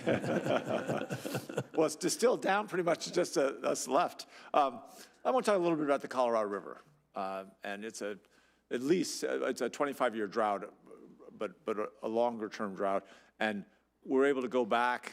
This is the geologist in me, but there's sediments throughout the Grand Canyon that can be correlated, and this appears to be the worst drought in 10,000 years. I mean, this is a serious drought, and you've got 40 million people that depend on this, and we've been working aggressively with the lower basin states and the upper basin states. And one of the things I was, even before you began running for the highest office, the work that you did around water in North Dakota, where roughly it was the largest investments in water infrastructure ever, but half of it was for making sure you got clean water, and half of it was to make sure you were protecting against flood. I thought it was a great model for what the Department of Interior would have.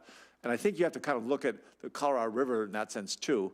I think that the Bureau of Reclamation plays a significant role there, but I think a strong leader being able to find and incentivize those innovations of how do we make sure we're saving water and doing more with the water that we have rather than fighting over it. And there's a long tradition in the West of whiskeys for drinking, waters for fighting, as we said last week. Anyway, to speak a little bit about that, of how you look at of kind of working with the Colorado River, but there are a whole number of river basins that are in drought right now. Yes, and we've got a tremendous water resource in this country. When we think about the Great Lakes, you think about the Columbia, you think about the Yukon, the Mississippi sometimes is flooding when the Colorado's in drought. We just maybe don't have it all in the right places at the right time, and where we've got population centers. And so I think, again, with smart planning, innovation, collaboration, when we've been successful in North Dakota with private-public partnerships, it's included, solutions, again, with great help from Senator Hoeven, playing a huge role on the federal. I mean, one of the projects we have there is a couple $2 billion. It's a third federal, it's a third local with a local sales tax, huge buy-in locally, and then the state stepping up and participating. So, and when we did that together, this project's going to get done in 6.5 or 7 years, as opposed to 20 or 25 or never. With something, because we have that experience in North Dakota too. We got water projects at the federal level that were started in the 1960s that still haven't fulfilled their full mission. Right. So anyway, I think there's an opportunity to work together to come up with solutions. And that timeliness does magnify what can get done. The Bureau of Reclamation has done a lot of work in Colorado, I think across the West, and I think I'm universal that I haven't heard a single senator, Republican or Democrat, complain about how they've approached this. They have a bunch of projects that are midway, and I'm hopeful that I know there's going to be there's a lot of talk about a tax cut and a lot of talk about how they're going to pay for that tax cut. Hopefully we can protect those funds that have been committed to various water projects, because the worst thing you can have, and this has happened to Colorado 2 or 3 times over the past several decades, where you get halfway out, you're building something, and then all of a sudden the support goes away. Yeah, agree. I mean, having a secure and predictable forms of capital for these projects. When you have the instability, the uncertainty, then the people that are bidding on the projects bid higher. They have to take out more risk on their side. Their insurance companies that are supporting them on the private side say, don't do this. When we were able to go to the private-public partnership and we could create certainty that they would have the permits, that lowered the cost dramatically, and not only the time to get it done, but it also lowered the cost. That's music to my ears, and we agree completely. So we'll remember this conversation 3 years from now, and I'm sure who knows what the future will bring. But I appreciate that commitment to the long-term solutions. I think that is necessary on almost every level in this country. Great, thank you, Senator. Thank you, Senator Hoeven. Thank you, Mr. Chair. One quick item for the record. As you know, I've passed legislation to keep horses in the Theodore Roosevelt National Park. I'm a horse fan. You and your wife are horse fans. I just want to know that you'll commit to the record to continue to work on that very important issue with me. Absolutely. For the record, people should know that as popular as Senator Hoeven is in our state, the horses in the national park have even more followers on social media than he does. Yeah, no question. And then just one final item. I think you've demonstrated to both sides of the aisle your absolute willingness to work with everybody to achieve good outcomes and a good outcome for this country. And that's exactly what we want in somebody that goes into these important positions. And so thank you to Catherine. And then just if there's anything for the record that you want to add to the record, I would just give you this opportunity before turning things back to the chairman. And again, I want to thank both the chairman and the ranking member as well. Well, the only thing I would do quickly is close with gratitude to Chairman Lee and Ranking Member Heinrich. Thank you for your time ahead of time. Thank you for making your members available to me for meetings ahead of time. And thanks for this great dialogue and discussion today. I've received a lot of invitations from members to come and visit. I would be remiss if I didn't, before I leave, to extend an invitation on behalf of Senator Hoeven, Senator Kramer, and myself to come to the grand opening of the Theodore Roosevelt Presidential Library and Museum, which is currently scheduled for July 4th, 2026. It's an official USA 250 event.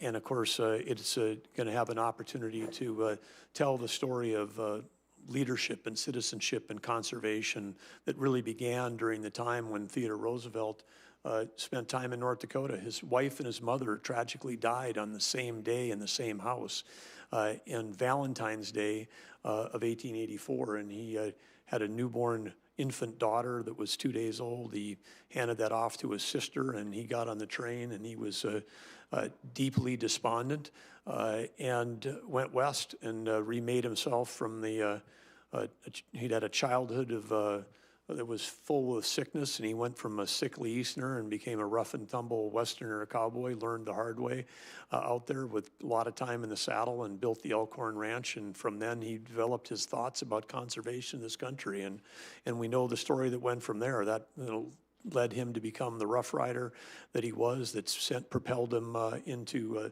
becoming a governor. Formed the National Governors Association, saved football. I mean, now the largest viewed sport. And the NCAA was formed because Theodore Roosevelt was listening to concerns from mothers whose too many of their sons were dying of head injuries playing football in the Ivy League schools without protections. And so he said, let's come up with some standard safety protections. So there's There's many stories about TR that haven't been told like that, but the only president to receive a Medal of Honor for his time in the military. One of his sons also received a Medal of Honor, who was there at Normandy in World War II. But incredible story, and of course Nobel Peace Prize that he received for negotiating the settlement between Russia and Japan. And he wrote more books than all the other presidents combined. He wrote more letters than Jefferson and Washington. We're in the process of digitizing all of that. This will be the first digital presidential library. It'll be one of the most sustainable buildings built in North America. And it's in the heart of the Badlands that he loved, at a gateway community that goes into the Theodore Roosevelt National Park. And in closing, I would say someone asked this 4th of July, are you going to have fireworks? Per tradition, when you open a presidential library, all living presidents are invited. So we may, if they all show up, we may not need to have additional fireworks. But it'll be great, because there's a lot of what we know about Theodore Roosevelt that still lives on today.